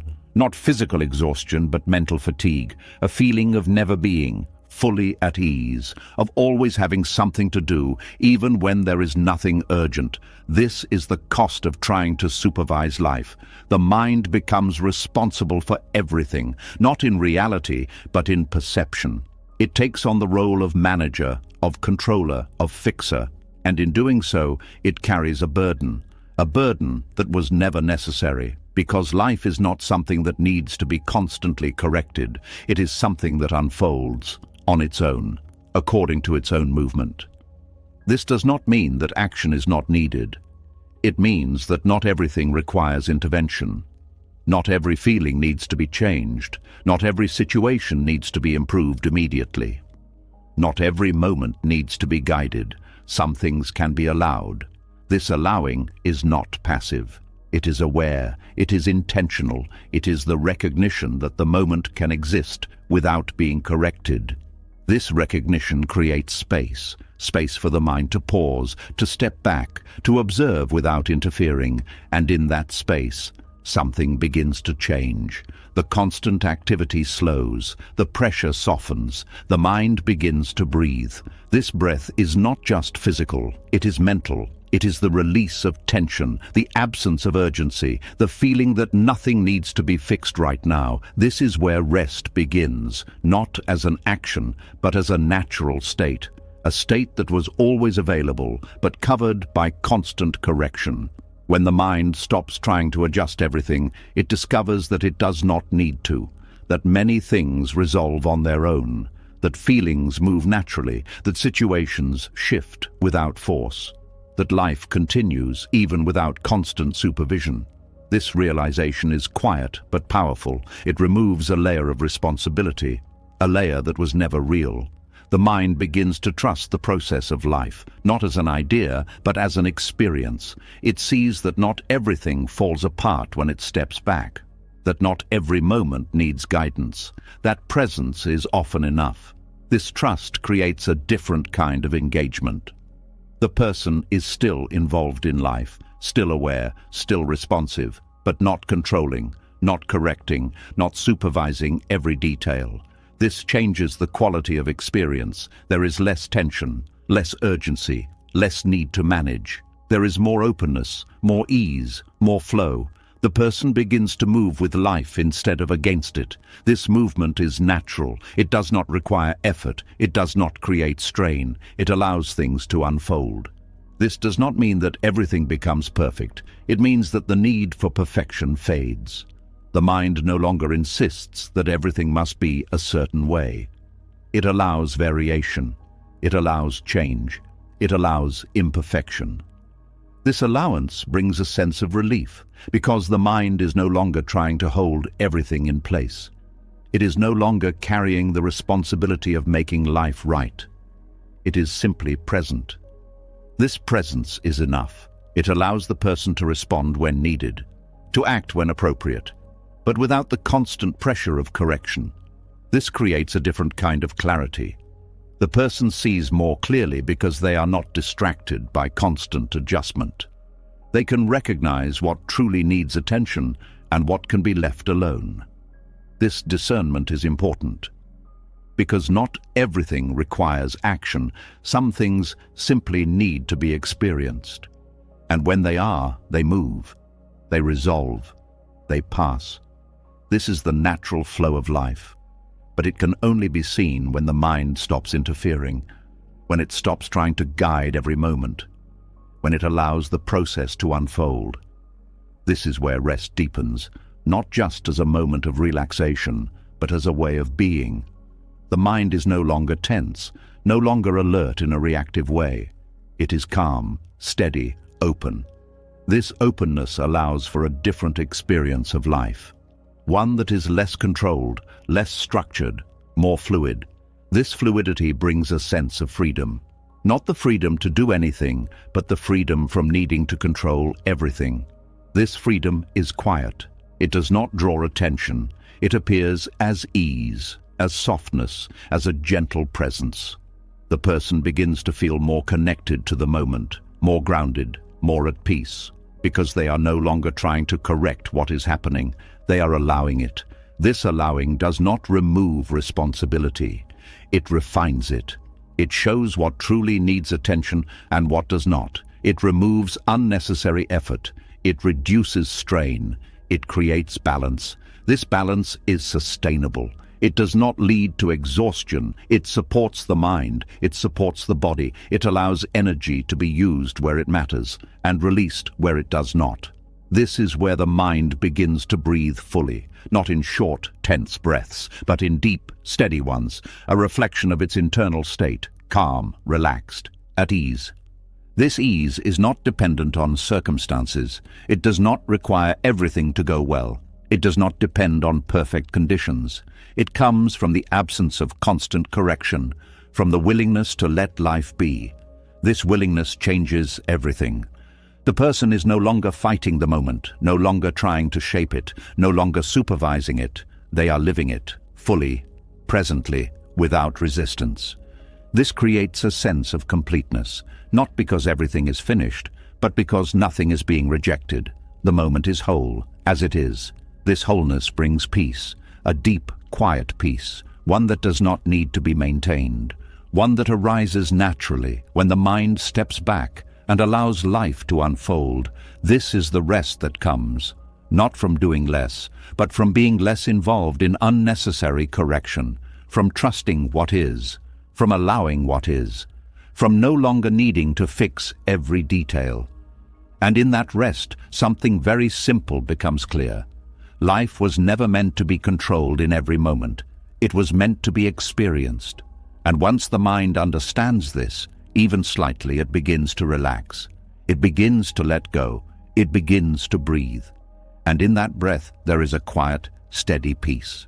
One that remains even as life continues to move, because it is not built on control. It is built on acceptance. And in that acceptance, the mind finally rests. Something inside you has started to shift. Not because life suddenly became easier, but because you are no longer fighting it the same way. You have seen how resistance multiplies pain, how control creates tension, how judgment turns simple moments into silent battles. And more importantly, you have seen something deeper. Peace was never hiding in a perfect life. It was waiting in your willingness to let life be. When you stop arguing with reality, the mind stops shouting. When you stop needing everything to be different, the heart begins to rest. When you stop trying to rewrite the past, control the future, or reshape people, something quiet opens up within you. A space where nothing needs to be fixed. A space where you can finally breathe. This is not weakness, this is clarity. This is the kind of strength that does not break under pressure, because it is no longer resisting what is already here. And the truth is, this is just the beginning. If this message reached you, if something in you felt seen, write in the comments, "I allow life." Let it be your reminder. Let it be your commitment. And if you are ready to go deeper into this kind of wisdom, to train your mind to stay calm, clear, and unshaken no matter what life brings, then subscribe to the channel and turn on notifications. Because the more you understand this, the quieter your mind becomes, and in that quiet, your real life begins.